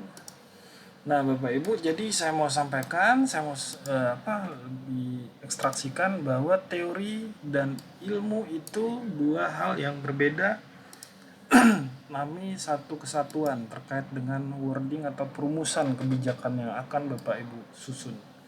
Teori itu nanti berbicara kejelasan makna.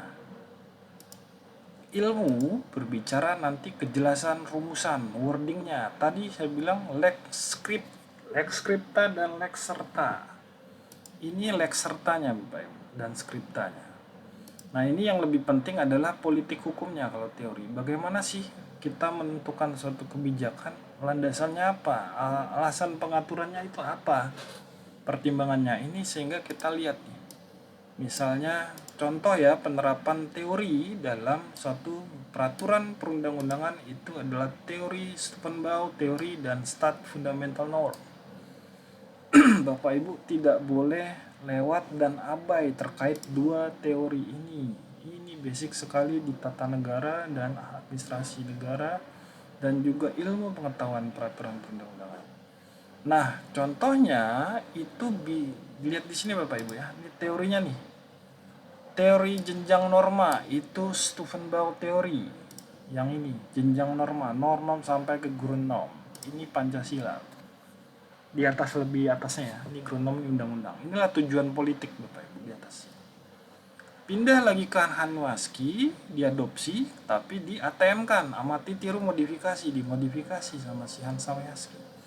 Nah ada satu sumber mengatakan Hans Kelsen dan Hanwaski ini dikatakan guru dan murid. Ada juga yang bilang ini dua partner kerja dalam penemuan di bidang hukum. Jadi ada dua hal yang memang kita perlu sama-sama pahami sumber-sumbernya ya. Ada dua yang bilang ini ya guru dan murid, ada yang bilang ini partner dalam penelitian hukumnya.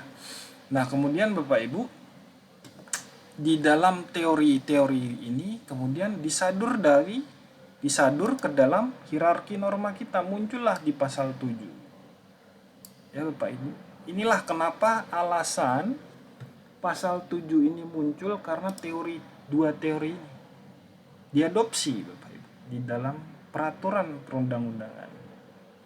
Nah makanya kita sering sebut rasiologisnya apa pertimbangan pasal 7 ini muncul berdasarkan teori bla bla bla bla. Nah, ini biasanya begitu Bapak. Di naskah akademiknya akan disebutkan di bab 5-nya atau di naskah urgensi di arah pengaturan ruang lingkup materi muatannya. Nah, ini Bapak Ibu ya. Nah, di mana peraturan menteri, kedudukan peraturan menteri itu ada di mana? Kok nggak ada di pasal 7 hierarki norma, jenjang norma? Dia ada di pasal 8 Bapak Ibu. Ya, peraturan yang lainnya tetap diakui keberadaannya. Dengan dasar apa nih? Perintah tadi yang saya sebut delegasi dan atribusi Bapak Ibu. Ini berdasarkan kewenangan nih. Ya, 2. Nah, kalau Bapak Ibu mau cari tahu Pak Firman di mana tuh peraturan menteri dijelaskan, definisinya ada di mana? Pasal 7 nggak ada di materi muatannya. Bapak Ibu cari di pasal 8, ada di ayat 1-nya. Ya Bapak Ibu ya. Peraturan menteri itu adalah yang ditetapkan oleh menteri dalam rangka penyelenggaraan usulan pemilu. Nah, ini kan menyadur dari Undang-Undang Dasar 45 Bapak Ibu, 17 ayat 3. Nah, ini penting Bapak Ibu. Nah, berdasarkan kewenangan itu apa nih? Bukan kewenangannya Menteri Keuangan kita ambil, enggak. Itu penyelenggaraan urusan tertentunya ada di mana? Di Orta kita, di Perpres Kementerian Hukum kita, sampai di Undang-Undang Kementerian. Nah, ini nih berdasarkan kewenangan. Kewenangan tadi udah jelas ya Bapak Ibu. Didapat atau diperoleh melalui atribusi dan delegasi.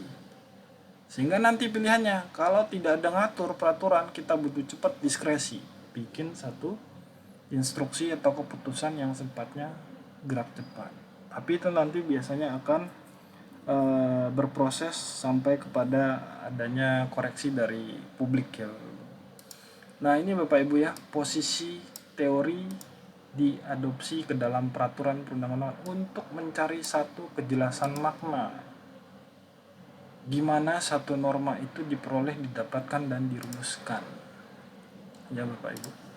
Dan salah satunya sumber hukum kita Bapak Ibu pelajari dari Fakultas Hukum, bahwa sumber hukum kita itu ada 2, sumber hukum material dan formil. Salah satunya makanya doktrin atau teori itu bagian dari sumber hukum formil ya Bapak Ibu ya. Jadi ini sekedar merefresh hal-hal penting. Nah, kemudian yang paling penting ini di sisi hulunya.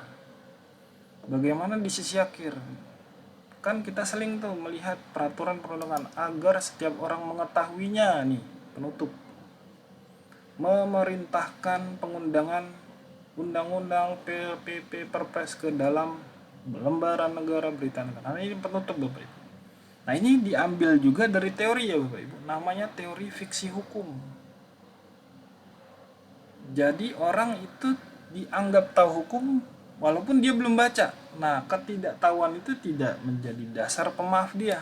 Lah, saya nggak tahu Pak, Bapak bikin peraturan. Bukan begitu. Ini udah disematkan Bapak, teori fiksi hukum ini. Dan ini ada jurisprudensinya Bapak Ibu ya. Sudah ditetapkan di putusan Mahkamah Agung udah tahun bala semuanya. Berkaitan dengan teori fiksi hukum, Mahkamah Agung menetapkan beberapa putusan sehingga ketidaktahuan seorang terhadap hukum atau undang-undang bukan alasan pemaaf. Jadi Bapak Ibu kalau udah berbicara hukum, Bapak Ibu sudah pasti harus tahu. Waduh, saya nggak tahu Pak, ada peraturan, bahaya juga kita. Tapi memang kita konsekuensi masyarakat hukum di Direktorat Jenderal KI ini kita harus rajin baca. Saya juga males sih sebenarnya bacanya. Tapi ujungnya karena keterpaksaan gimana ya? Karena kalau nggak baca tuh, aduh, bisa berabi kalau nggak bisa menjelaskan, nanti takutnya konsekuensinya bisa panjang ya. Nah, kemudian itu ya Bapak Ibu, teori, fungsi teori. Banyak sekali teori-teori ya, derogasi norma, yang ini ya Bapak Ibu yang sering Bapak Ibu pelajari ini di Fakultas Hukum. Lex spesialis, derogat, bla bla bla, semuanya ada di aplikasi. Nanti biasanya lex di ketentuan penutup, ketentuan peralihan ini biasa untuk menjamin kepastian hukumnya. Jadi misalnya pendahuluannya juga ada perubahan atas peraturan menteri. Nah, ini lex. Semua adalah lex itu norma ya Bapak Ibu. Legi itu peraturan perundang-undangan, Jure itu hukum.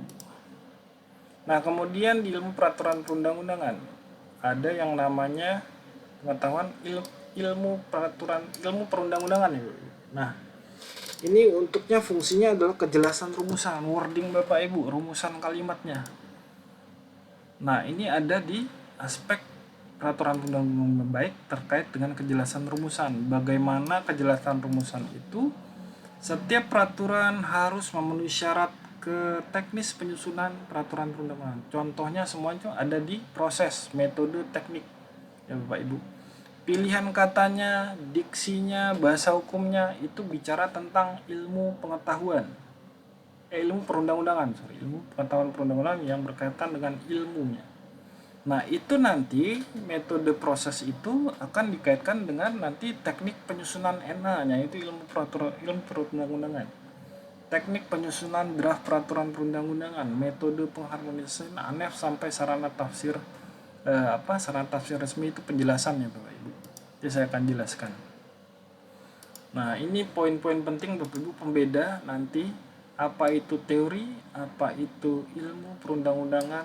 Ini sangat penting karena setiap rumusan kita di masyarakat hukum ini base-nya, basicnya adalah bagaimana teori itu muncul dan diterapkan dalam peraturan perundang-undangan, sehingga nanti penerapannya tidak terlalu jauh menyimpang dengan praktek Bapak Ibu. Itu dikatakan oleh Profesor Zainal dari UGM. Nah, kemudian terkait dengan azas. Nah, ini prinsip fundamental lagi Bapak Ibu terkait dengan azas. Ini penting kalau Prof. Sajipto dan Ibu Maria Farida mengatakan bahwa azas itu penting. Azas itu sebagai jantung peraturan hukum. Azas itu kalau Bu Maria Farida bilang itu rambu-rambu Bapak Ibu. Nah, kenapa seperti ini? Nanti di MA, Mahkamah Agung menguji peraturan di bawah undang-undang, Mahkamah Konstitusi menguji undang-undang terhadap undang-undang dasar, itu batu ujinya adalah azas Bapak Ibu. Berdasarkan azas kepastian hukum, azas kesamaan kedudukan di hadapan kesamaan hukum dalam hukum dan kesamaan kedudukan dalam hukum dan pemerintahan. Norma ini dinyatakan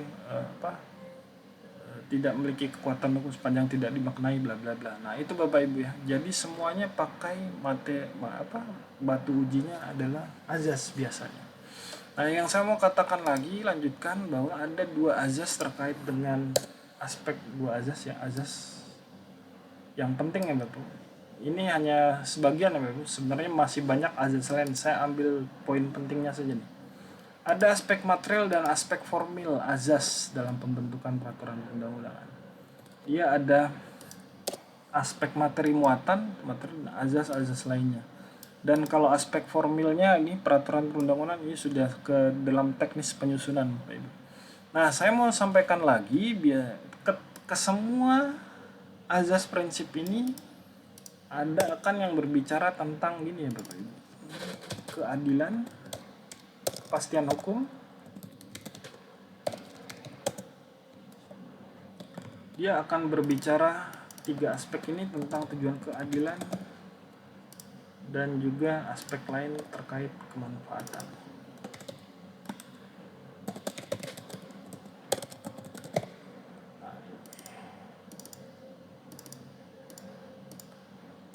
Semua azas ini Bapak Ibu berbicara tiga ini.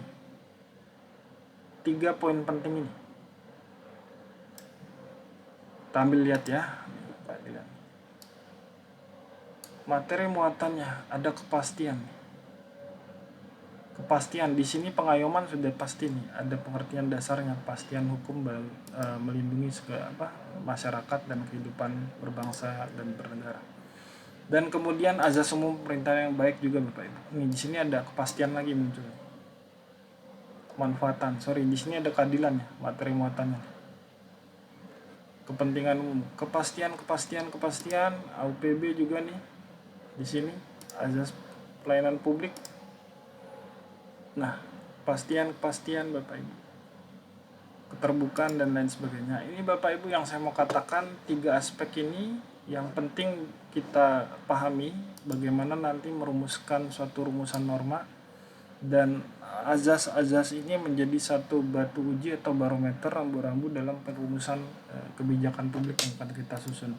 Dan yang paling penting nanti aspek yang paling penerapannya, implementasi ada di peraturan perundang-undangan baik. Nah, ini paling penting Bapak Ibu.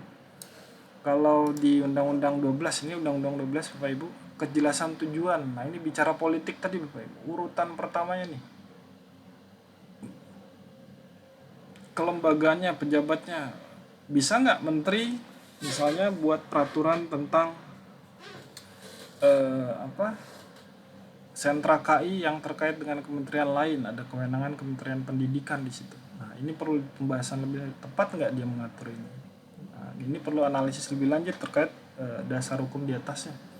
Nah, kesesuaian antara jenis hierarki norma. Ini bicara dengan misalnya peraturan menteri itu ngatur tentang pidana. Nah, itu jangan nggak jelas Bapak Ibu. Udah nggak sesuai. Pidana itu hanya ada di undang-undang dan peraturan daerah.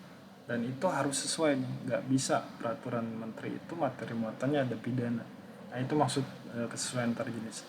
Nah, ini nanti dapat dilaksanakan nggak? Nah, ini ada hasilnya nggak? Nah, ini berbicara nanti terkait dengan penerapan politik hukumnya, nanti penjelasannya di naskah urgensi ataupun naskah akademik ya Bapak Ibu. Nah, ini yang terkait dengan paling penting wordingnya di aplikasi Bapak. Sekali lagi ini terkait dengan kejelasan rumusan ya Bapak Ibu.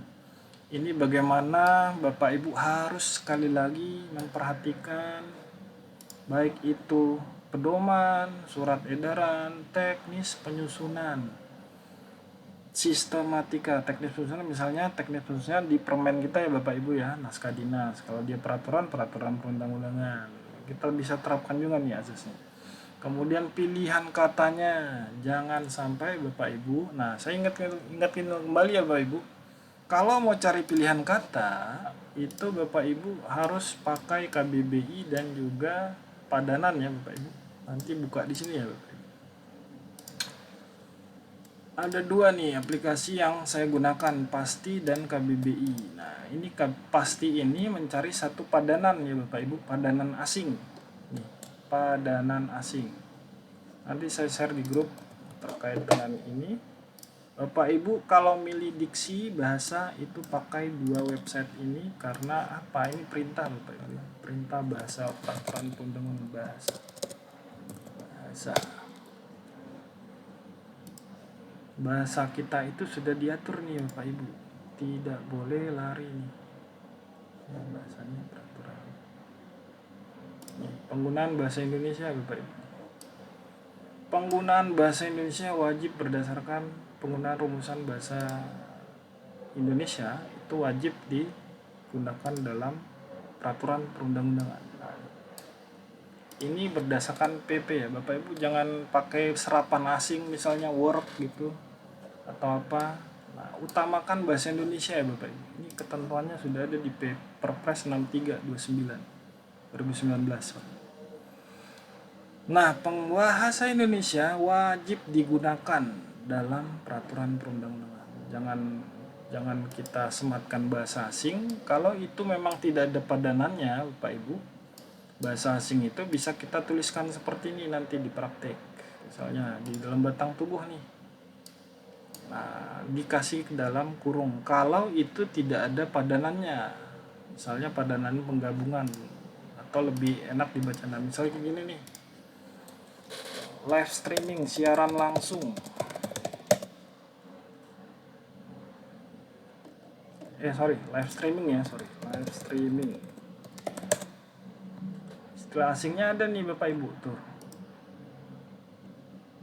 Bapak Ibu tulis alir langsung, jangan tulis siaran langsung, live streaming. Nah, karena sudah ada padanannya, Bapak Ibu tulis menjadi alir langsung.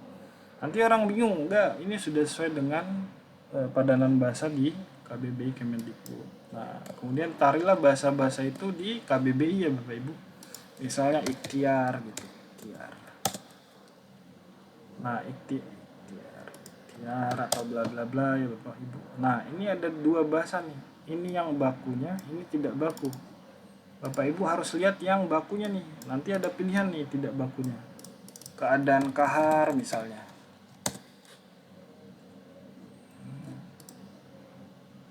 Nah, kayak gini ya Bapak Ibu. Ini sudah ada serapannya, udah diserap oleh bahasa Indonesia. Nah, itu ya Bapak Ibu poin-poin penting di wording itu bahasa yang paling tips dan trik yang paling mendasar nanti dari redaksional. Dan yang selanjutnya itu terkait dengan azas sudah, terkait dengan peraturan dan instrumen pengaturan juga sudah tadi ya Bapak Ibu. Sehingga bagaimana semua politik hukumnya, dan kemudian kita ke lebih cepat ya. Sholat Jumat ya, sorry. Langsung saya Bapak Ibu ya, ini terkait dengan bagaimana nanti ada tahapan 5 tahapan ya Bapak Ibu. Nah, saya mau sampaikan kembali ini semua tahapan itu ada semua bayang-bayangnya ada tuh politik hukum. Tidak akan lari dari politik hukum. Bapak Ibu akan bicara bagaimana arah kebijakan pimpinan, arah kebijakan negara, arah kebijakan rencana pembangunan pemerintahan, rencana kerja pemerintah di sini. Udah sesuai apa belum nih? Nanti telurkan, uraikan di kajian urgensi, nanti uraikan di naskah akademik, nanti uraikan dari sistematika peraturan perundangan di tahap penyusunan. Di harmonisasi juga begitu ya Bapak Ibu. Jadi setiap tahapan ini ada mekanismenya, ada suatu kegiatan-kegiatannya. Nah, setelah ditetapkan nyusun, ajukan pengharmonisasian, kemudian ajukan pembahasan. Nah, sekali lagi di pembahasan ini Bapak Ibu ya, pembahasan ini hanya untuk 2 instrumen ya Bapak Ibu, hanya untuk peraturan daerah dan undang-undang. Untuk level PP Perpres itu tidak ada pembahasan karena dia melibatkan DPR, wakil rakyat. Ada 2 mekanisme nanti pembicaraan tingkat 1 dan tingkat 2. Nah, itu rapat pansus dan pembicaraan tingkat 2 itu juga berbicara dengan paripurna penetapannya sebelum masuk ke pengesahan dan pengundangan. Nah, ini tahap-tahapan yang umum Bapak Ibu yang mungkin nanti detailnya akan disampaikan oleh Dirjen PP. Nah, Bapak Ibu kemudian di praktik regulasi saya mau sampaikan sedikit bagaimana Bapak Ibu nanti membuat undang-undang itu kajiannya adalah berdasarkan naskah akademik. Nah, itu hanya untuk berlaku undang-undang dan peraturan daerah di undang-undang teknik. Kemudian bagaimana itu sistematika naskah akademik. Ini Bapak Ibu ada 6 bab Bapak Ibu ya. Dan ini juga kita sedang menyusun RIA-nya naskah akademik dari merek dan undang-undang merek dan IG. Nah, ini masih disusun itu bab 2 ya, RIA kalau bicara regulasi impact analisisnya ini dibicara di bab 2 itu ada 4 kajian Bapak Ibu. Dan sekarang itu masuk ke kajian di huruf D, itu terkait dengan aspek beban keuangan negara. Nah, ini yang kemarin dibahas di undang-undang merek dan IG. Nah, ini masih untuk nyusun bab 2-nya aja udah jelimetan di mana-mana itu Bapak Ibu. Anggarannya udah habis sekian ratus juta dan hampir mencapai M untuk nyusun bab 2 doang. Nah, ini udah bicara tentang batang tubuh nanti di bawah. Ini yang Bapak Ibu naskah akademik kalau untuk nyusun undang-undang dan perda. Nah, kalau naskah urgensi itu digunakan oleh instrumen PP, Perpres, dan Permen. Nah, kalau ini outputnya kita kerjasama dengan Dirjen PP dan Setnek. Kalau Permen itu hanya sampai di Biro Hukerma dan nanti ke Dirjen PP juga pengharmonisasian ya dan di perancangan. Nah, ini naskah urgensi terkait sistematika naskah urgensi di untuk Setnek ini sudah ada keluar pedomannya Bapak Ibu ya. Nanti akan saya share. Nah, ini akan berbeda dengan naskah urgensi yang ada di Permen. Permen itu lebih simpel, dia hanya terkait 3 poin ini saja. Latar belakang, politik hukum Bapak, sasaran Bapak Ibu, sasaran yang ingin diatur, dan jangkauan arah pengaturannya. Tapi kalau udah bicara lintas sektoral, kalau ini kan internal kementerian Bapak Ibu ya, UK1 doang dan kewenangan terkait lainnya, dan juga delegasi dari undang-undang. Kalau udah lintas sektoral yang kita usul ke Setnek dan ke Presiden tentunya melalui Setnek, ini akan panjang ceritanya Bapak Ibu. Dia ada beberapa aspek. Dia bisa terkait latar belakangnya, dasar hukumnya, landasan filosofisnya, bagaimana proyeksi manfaatnya, bagaimana resikonya, dampaknya, bagaimana mitigasi resiko Bapak Ibu terkait penyusunan regulasi ini. Nah, ini kemungkinan untuk digolkan jadi peraturan itu akan masuki tahap perencanaan itu tipis-tipis ya Bapak Ibu, karena filter dari Setnek itu sangat ketat ya, pengajuan peraturan di level lintas sektoral, kecuali itu bahkan itu yang level delegasi diatur perintah dari undang-undang pun akan sangat sulit karena materi muatannya akan diklarifikasi dulu oleh Setnek. Nah itu ya Bapak Ibu naskah urgensi ya, sekilas nanti Bapak Ibu mengusulkan naskah dinas pengaturan itu akan berbeda treatmentnya. Nah di sistematika Bapak Ibu sebagai gambaran, Bapak Ibu akan membuat satu kebijakan publik, contohnya peraturan yang lintas sektoral. Nah ini terkait dengan judul, menimbang, tadi saya bilang implementasi politik hukum Bapak Ibu akan terapkan di menimbang, bagaimana dasarnya, alasan, pertimbangannya. Dan mengingatnya itu kembali lagi adalah 3 dasar Bapak Ibu. Tadi dasar kewenangan itu atribusi, delegasi atau mandat, pembentukan itu atribusi, delegasi, dan peraturan perundang-undangan terkait kelembagaan juga. Dan juga hal-hal penting nanti terkait dengan materi pokok. Kalau kita sebut materi pokok itu pokok pengaturan, substansi. Bapak Ibu bisa susun dengan bab atau juga tanpa bab ya Bapak Ibu, tergantung kebutuhannya. Ya, misalnya dengan bab nih, peraturan dengan bab. Nah, misalnya permen penanganan keintelektual dalam sistem elektronik, dia ada 16 bab nih. Tapi kita buat dengan bab. Simpel sih. Lebih enak juga tanpa bab. Kemarin ada diskusi sebaiknya dengan bab deh, karena bisa lihat pengelompokan materi muatannya. Nah itu ya, tergantung diskusinya nanti. Nah dengan tanpa bab juga ada Bapak Ibu, PP PNBP nih, contoh tanpa bab. Bapak Ibu juga bisa bikin ya.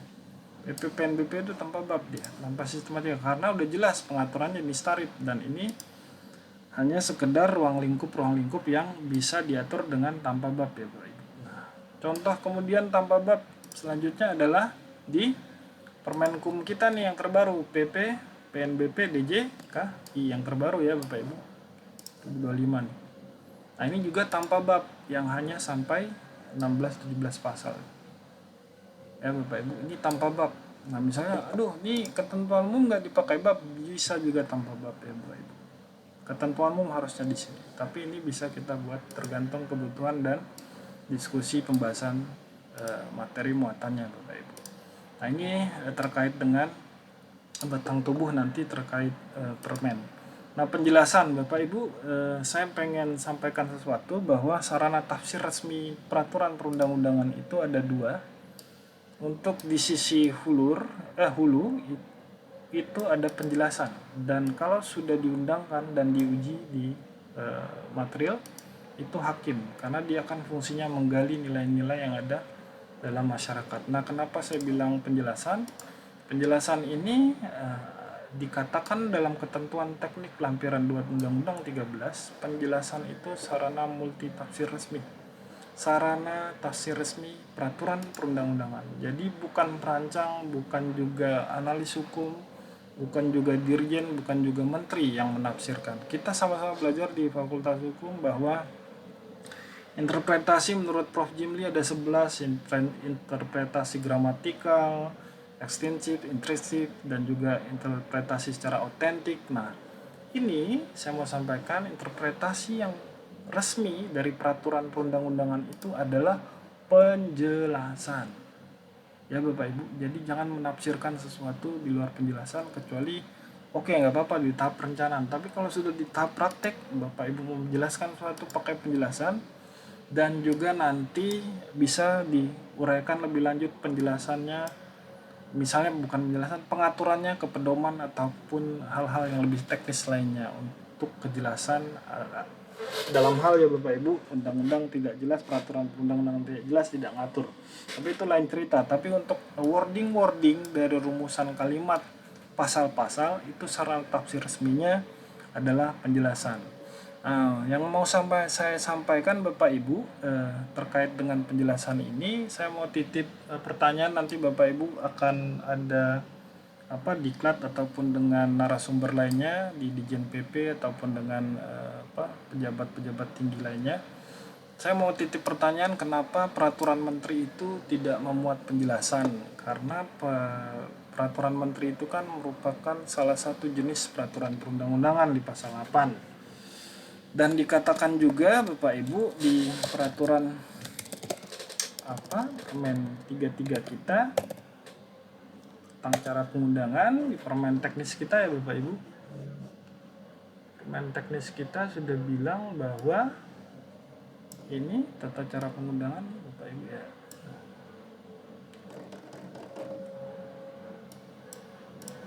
Nah, permen kita ini membolehkan peraturan menteri itu punya penjelasan ya Bapak Ibu, permen tentang pengundangan, permen hukum ini ya. Nah, ini permen yang ada sistematikanya di belakang, ada penjelasan. Bapak Ibu boleh cari tahu nih, di setiap permen-permen kita ada nggak penjelasan? Pasti nggak ada. Nah, itu saya mau cari dan titip pesan Bapak Ibu nanti biar ada aktivitas diskusi nanti di selanjutnya, karena saya juga pernah diskusi dan berdebat dengan Dirjen PP bahwa nggak usah Mas Firman terkait dengan penjelasan di permen karena dia udah teknis mengatur. Ya tapi mana kalau tidak jelas nanti penafsirannya serampangan. Kan dia bagian dari peraturan perundang-undangan yang perlu tafsir resminya, nggak ada kita buat. Nah, ini juga diskusinya bisa panjang dan sesuai dengan kebutuhan ya Bapak Ibu, karena di dalam Undang-Undang 12 penjelasan itu jika diperlukan.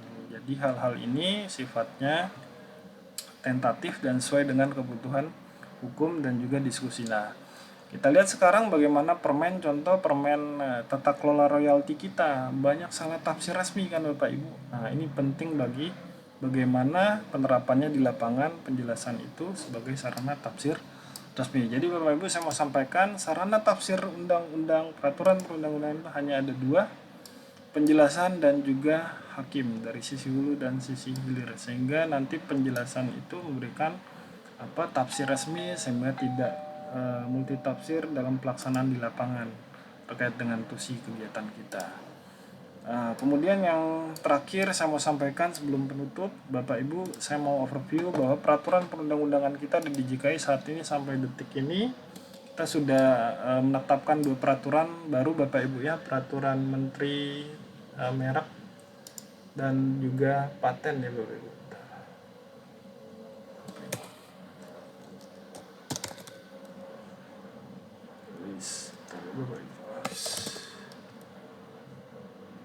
Nah, jadi peraturan perundang-undangan kita di lingkungan DJKI saat ini ada 6 undang-undang payung hukum utama, dan undang-undang itu sudah 2 diubah oleh Ciker. Bapak Ibu harus mengetahui ini, informasi ini. Undang-undang merek dan paten diubah oleh undang-undang Ciker, dan kita ada 16 peraturan pemerintah, 8 peraturan presiden dan 25 peraturan menteri hukum. Dan dari total semua peraturan yang ada di lingkungan DJKI dan TUSI kita itu totalnya ada 55 peraturan perundang-undangan baik level men, dan dari klasterisasi kewenangannya ada 2, bahwa sifat regulasi kita ada 32 dari atribusi dan 23 dari perintah pengaturan lebih lanjut undang-undang lebih tinggi, peraturan lebih tinggi. Jadi ini Bapak Ibu kita mengonfirmasikan dari sekretariat bahwa sampai saat ini detik ini 27 Februari dan terbaru sudah ditetapkan, sudah diundangkan permen tentang merek dan paten, pendaftaran merek dan permohonan paten yang terbaru di Permen 5 2026 dan Permen 56 2026. Jadi terkait dengan regulasi yang baru ini semoga menjadi pelaksanaan yang baik di lapangan terkait dengan pembaruan hukum dan sistem paten dan merek. Dan Bapak Ibu, rencana kebijakan kita nanti Bapak Ibu akan ditugaskan ya di Direktorat Teknis lain masing-masing, di bagaimana sekretariat ini ada 8 atau berapa nih? Ada 9 rencana regulasi ya Bapak Ibu. Ini bisa menjadi rencana regulasi yang disimplementasikan atau bisa maju, bisa mundur ataupun tidak ditetapkan terkait dengan pembahasan ini. Tugas-tugas Bapak Ibu di sekretariat ada 9, saya menginformasikan. Kemudian di Direktorat Hak Cipta nanti ada 10 ya Bapak Ibu. Ada 10, ada 8, ada 8.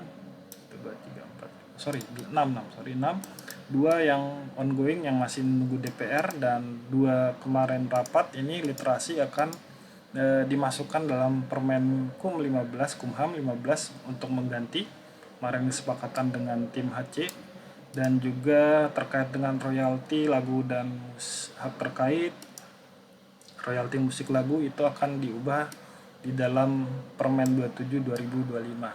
Kemudian di Direktorat Paten ada 7 substansi atau pokok materi muatan yang akan diatur. 2 ini sudah berjalan Bapak Ibu ya, sudah dalam tahap penyusunan dan sudah ongoing untuk diusulkan. Ini sudah masuk Proksun 2026 dan ini usul ke izin prakarsa ke Setnek, dan ini masih dalam tahap diskusi dengan pemangku kepentingan lainnya, khususnya di UK1 kita, BSK dan Dirjen PP, bagaimana kelanjutannya dan juga internal lainnya. Kemudian di merek dan indikasi geografis kita ada 3 Bapak Ibu ya, di Undang-Undang Merek sedang usul perubahan ketiga. Ini sedang ongoing Bapak Ibu, sudah masuk prolegnas dan targetnya adalah prolegnas prioritas untuk dibahas di tahun depan, sehingga goalsnya adalah di 2028-2029. Kemudian Direktorat Kerjasama dan Pemberdayaan ini ada 4 materi muatan Bapak Ibu, pengaturan terkait edukasi KI yang juga masih diskusi internal. Kemudian PP konsultan ini juga sudah pasti akan masuk IP karena materi muatannya juga terkait dengan persyaratan. Kemudian penyesuaian nomenklatur juga ya Bapak Ibu, karena Permen Kumham masih, dan juga mungkin ganti kulit ya Bapak Ibu. Dan ini 2 ini sentra KI dan juga Inpres sentra KI ini masih dalam tahap pembahasan dengan BSK, apakah ini akan muncul non-regeling atau regeling. Dan di penegakan hukum itu ada 3 ya Bapak Ibu, menginformasikan bahwa Bapak Ibu juga di Gakum akan mengubah Permen Kumham 123 yang akan disesuaikan dengan KUHP yang baru dan KUHAP, dan juga menggolkan 2 JF terbaru untuk kelembagaan kita, penyidik PPNS dan mediator KI. Jadi itu Bapak Ibu ditugaskan nantinya dalam pelatihan teknis ini, outputnya akan menyusun beberapa kerangka regulasi dan kebijakan yang nantinya akan mendukung tugas dan fungsi kita di Direktorat Jenderal Kekayaan Intelektual, Direktorat Teknis masing-masing. Nah, ini Bapak Ibu politik hukum dari pimpinan kita yang sudah dikonsultasikan dengan Menteri, sehingga ini masih menjadi kajian dan tindak lanjutnya akan kami kita kerjasamakan untuk kita laporkan dan juga progreskan lebih lanjut. Ini bisa ditetapkan, bisa tidak, atau bisa ditunda ya Bapak Ibu. Jadi tidak semua itu 33 itu akan betul-betul terrealisasi, atau Bapak Ibu muncul kekhawatiran akan dijadikan JF perancang. Nah itu tergantung Bapak Ibu, tapi intinya itu tidak ke situ ya arahnya Bapak Ibu. Saya menginformasikan bahwa semua regulasi kebijakan ini masih dalam tahap diskusi, perencanaan, dan juga pembahasan lebih lanjut. Jadi Bapak Ibu mungkin itu yang bisa saya sampaikan. Mau sholat Jumat ya, maaf Bapak Ibu terlalu banyak ini urat-urat di point mapping saya. Saya mohon maaf jika ada yang kurang berkenan, salah kata ataupun perbuatan di Zoom, di kamera. Kurang lebih itu yang saya sampaikan Pak Moderator. Mohon maaf jika ada kesalahan. Kalau ada mau ditanyakan monggo silakan. Mungkin itu Pak Bagus, demikian. Terima Ya, kasih. Bapak. Sekali lagi kami ucapkan terima kasih kepada Bapak Firmansyah yang telah memberikan materi pada kesempatan siang hari ini. Dimohon kepada Bapak dan Ibu jika ada yang ingin bertanya, mungkin 1 pertanyaan saja ya Pak ya. Karena mengingat waktu sudah menunjukkan pukul 11.47. Maaf ya Pak Bagus nih kalau lama. Nggak apa-apa Pak. Ya monggo silakan Bapak Ibu.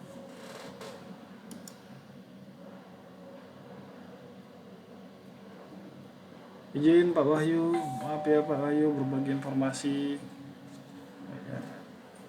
Ya, jika tidak ada, maka bisa kita akhiri mungkin ya Pak ya.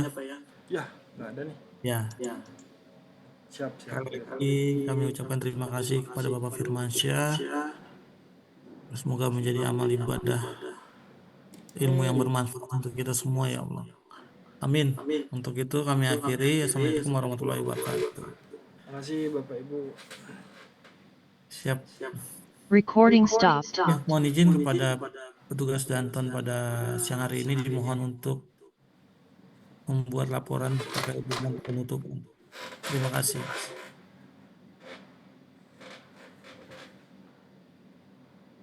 Bang foto ya.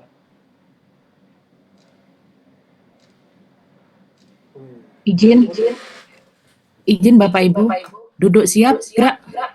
Lapor, peserta pelatihan teknis pembentukan peraturan perundangan dan penyusunan peraturan kebijakan Angkatan 2 tahun 2026 telah menerima materi pembelajaran pada hari ini.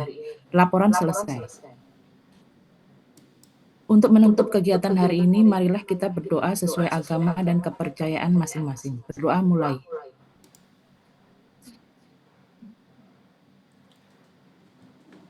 Doa selesai. Ya, terima kasih ya Bapak Ibu. Mohon maaf jika ada yang kurang berkenan. Terima kasih atas atensinya masing-masing. Demikian Pak Bagus, terima kasih. Ya, terima kasih kepada Pak Firmansyah untuk waktunya dan selamat beribadah bagi Bapak dan Ibu yang menjalankan ibadah puasa. Dan akhirnya Assalamualaikum warahmatullahi wabarakatuh. Terima kasih Bapak bisa meninggalkan Zoom pembelajaran.